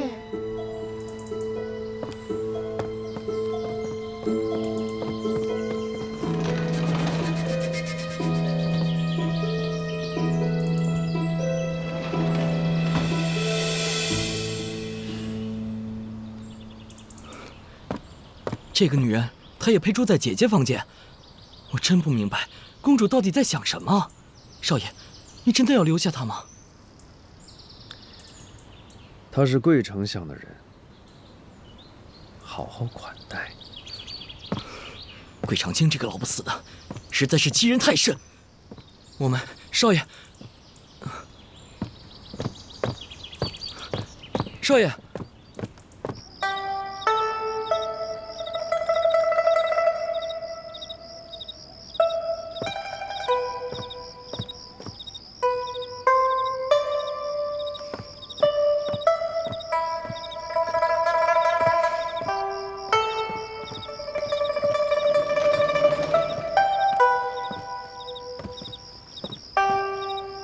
风音姑娘，今日晚了，明日再来可好？风音多谢驸马爷疼惜，一切但听驸马爷安排。驸马要是乏了，便早些休息吧。风音告辞。好。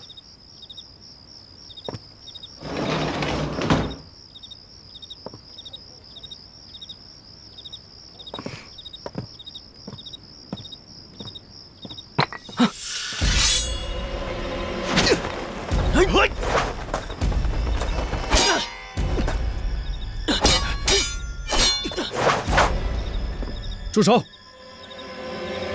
谁敢在我的府上撒野？小人参见小王爷。居然是你！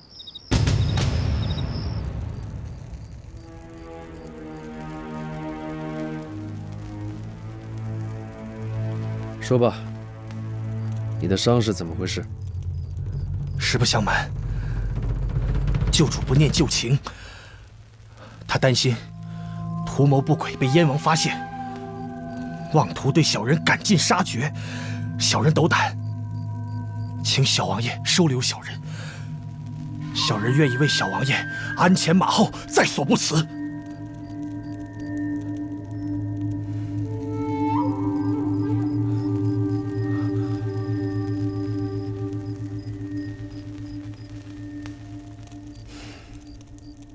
好。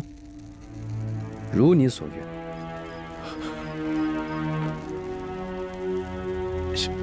小王爷，小王爷没有什么想问在下的吗？小人一定知无不言，言无不尽呐。我没什么好问的，用人不疑，疑人不用。我希望你是个人才，不要辜负我对你的信任。末将感恩。 一定不辜负小王爷。你记住了，小王爷已死，这里只有驸马。驸马，小人会将小王爷和靖安王府放在心中。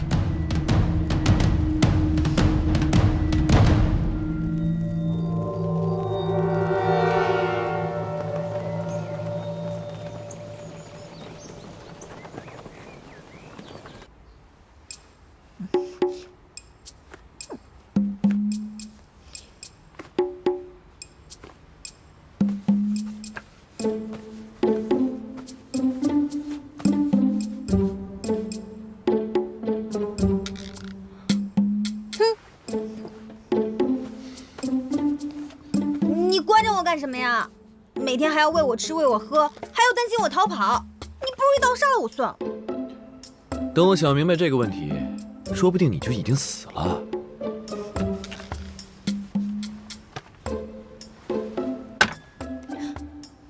哎，你别过来！你又想干嘛？你是不是想上山？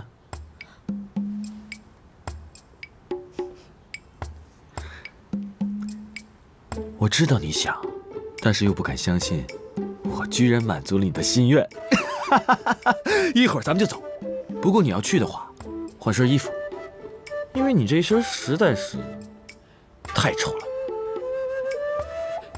哎，你等等，你说的倒是轻巧，换身衣服，那你倒是把我的衣服还给我呀！你的衣柜里就有，为什么不自己看一眼？真是蠢的可以。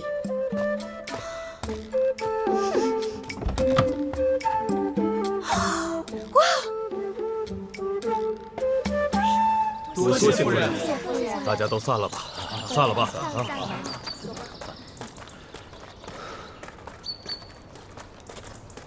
如今事情已经安排好了，万事已经周全，我们现在需要找一个妥当的隐居地才行。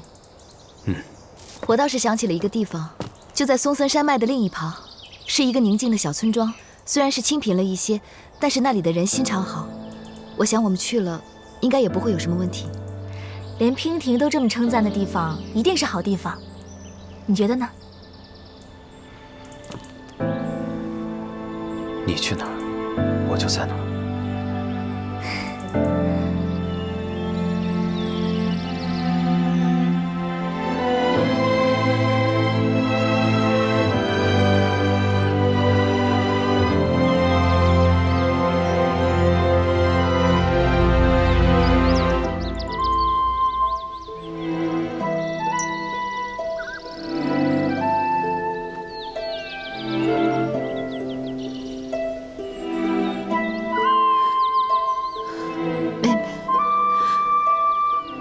我跟你提起过的杨凤姐姐了。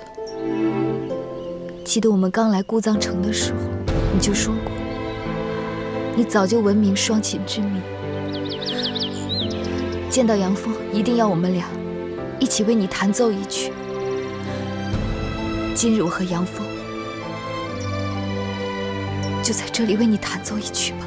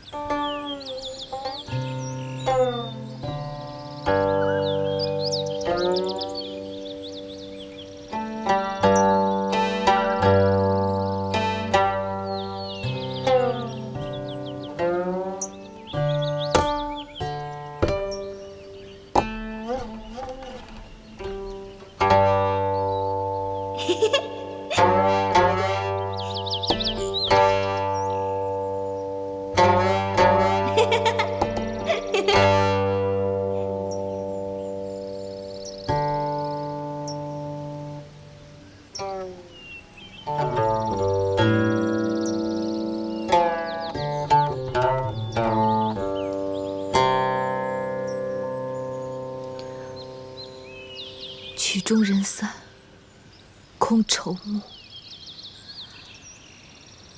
黄土一抔，埋知音。杨凤，如今醉菊已去，我也不会再见北捷了。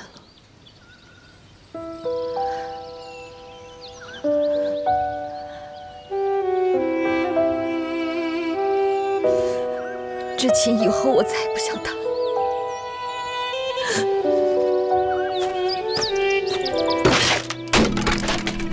娉婷，可惜了。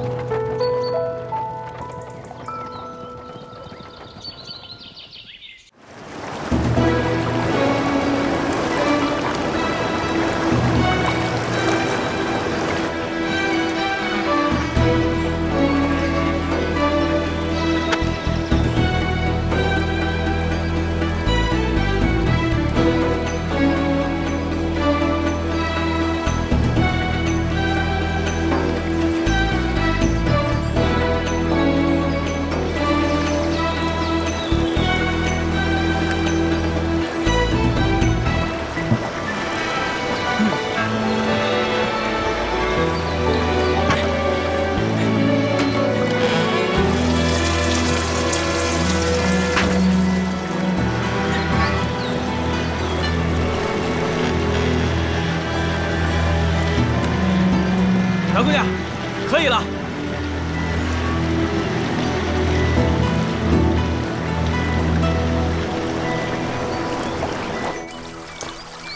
马步要稳，出拳要稳，人形兼备。来，继续，继续。大姑娘回来了。还笑，瞧瞧你满头大汗的。来，娉婷，来，你回来了。哎，你那个水车现在弄得怎么样了？弄好了。白姑娘设计的那个水车呀，那叫一个神啊！那些我叫不上名的装置，是一个接一个的。那河水啊，就像听懂人话一样，哎，让它往哪流，它就往哪流。这可比人力浇水啊省劲儿多了。依我看，今年这个杨梅啊，比去年多收3成，哎，最少3成啊！我娘当然厉害，不过娘厉害，常少在家里练的也厉害。娘，你快过来看。哦，好，好，好，我们家长啸啊最厉害了，我们一起去看看他们练拳好不好？好，来，来。马步，出拳，身形合一，马步站稳，手要正，马步要稳，出拳有力。两位小公子从小就身体健硕，练起拳来有模有样。这一定是都继承了他们爹爹的英勇吧？继续。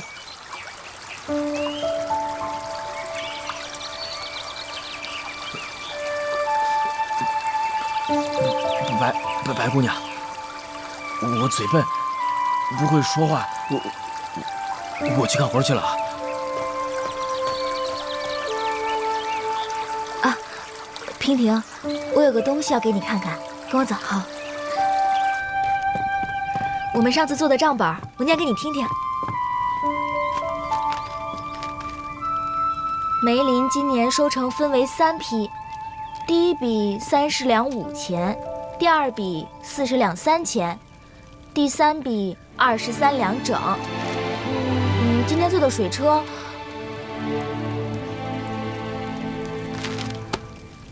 娉婷，在想什么呀？没想什么。你还没想什么？你的心思都飞到天边去了。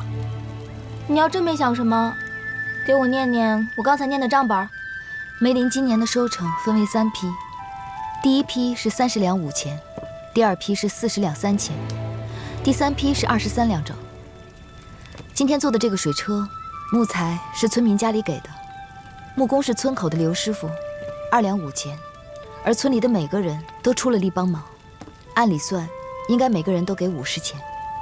今年梅林的收成还算不错，所以按理我们应该给村里每个人都分红。今年梅林还没有名声，待明年百里梅林名声大了，村民们一定会有更多的收入。娉婷，你竟然轻轻松松的全部都背出来了。你刚刚在对账本，我可有错有漏？一个都没有。娉婷啊娉婷，为什么你的脑袋这么精明？为什么每一件事情通过你的手就变得这么玲珑？我们刚来到这里，这里是一片荒芜，你先带领着大家找到了水源，打了井，让梅子树在松森山下生了根。如今又发明了高田灌溉的联动水车，硬是把一片荒芜的地方建成了塞上江南。我觉得呀，传说中的点石成金手就是你这双手。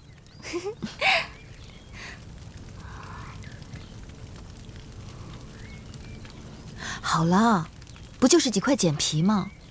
瞧你这样子，别人瞧见了还以为我驾鹤仙去了呢。你又开始胡说八道了，你赶紧闭嘴！我宁愿娉婷的手永远是那双弹琴的玉手，而不是……好了，杨峰，其实没什么不好的，我们现在不是过得很快乐吗？娉婷，没事，不要想太多了。我们接下来还要去收拾院子，明天啊还要给村民分红呢。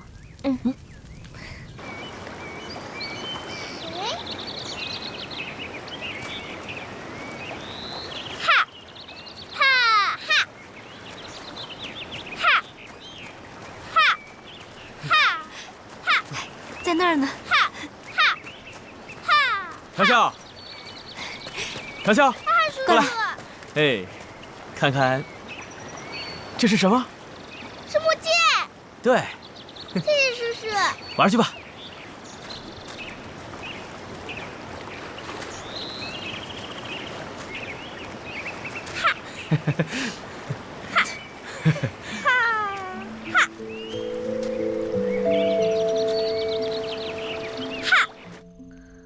睡吧，睡吧，乖宝宝。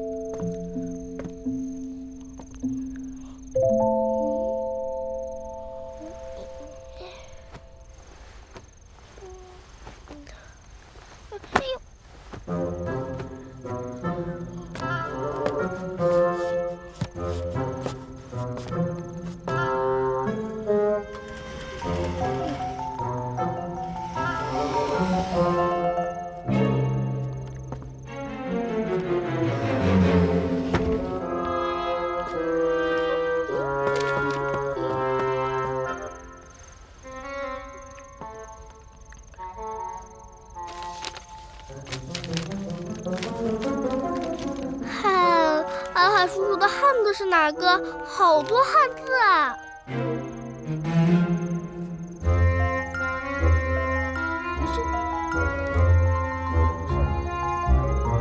算了。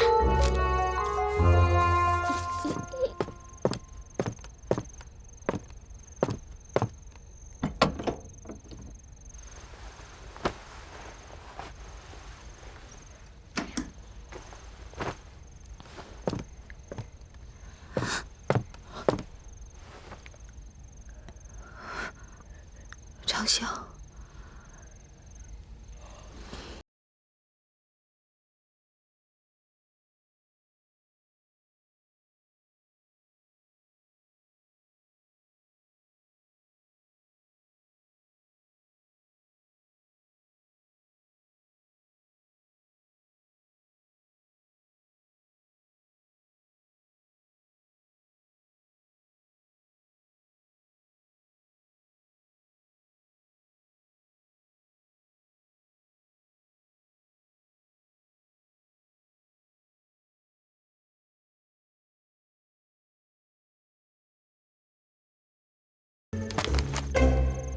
账本，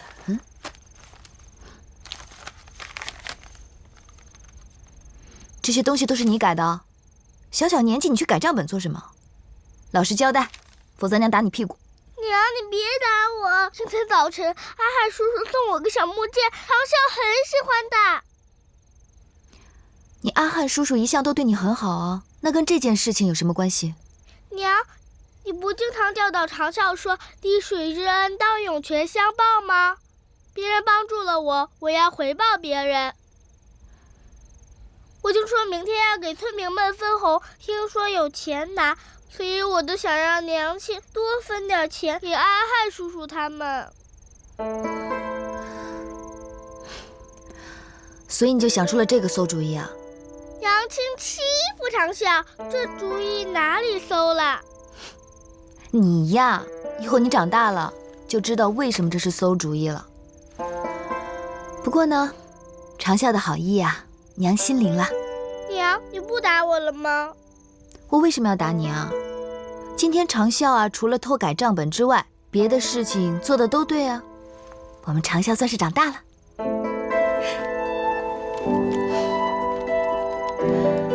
走吧，去睡觉了。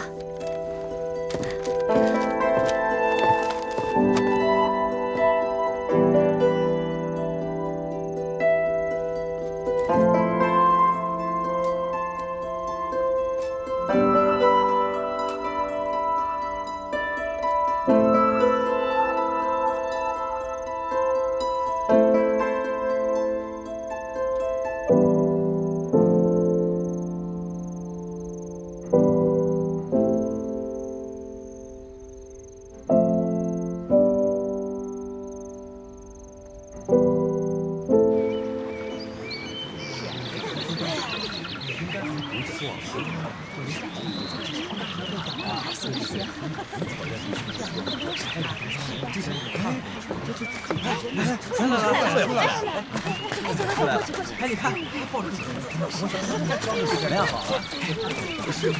夫人，哎，夫人，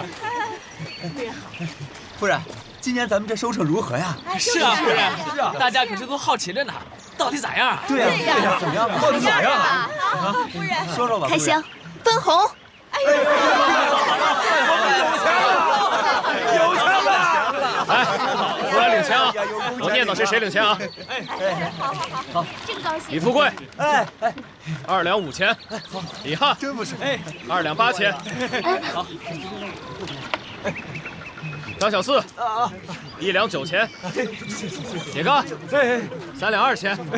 谢谢。铁牛，2两1钱。我觉得这笔账肯定有人动了手脚。我知道，放心，多出来的部分我会掏腰包补上。为什么？这是我跟长啸的小秘密。小秘密。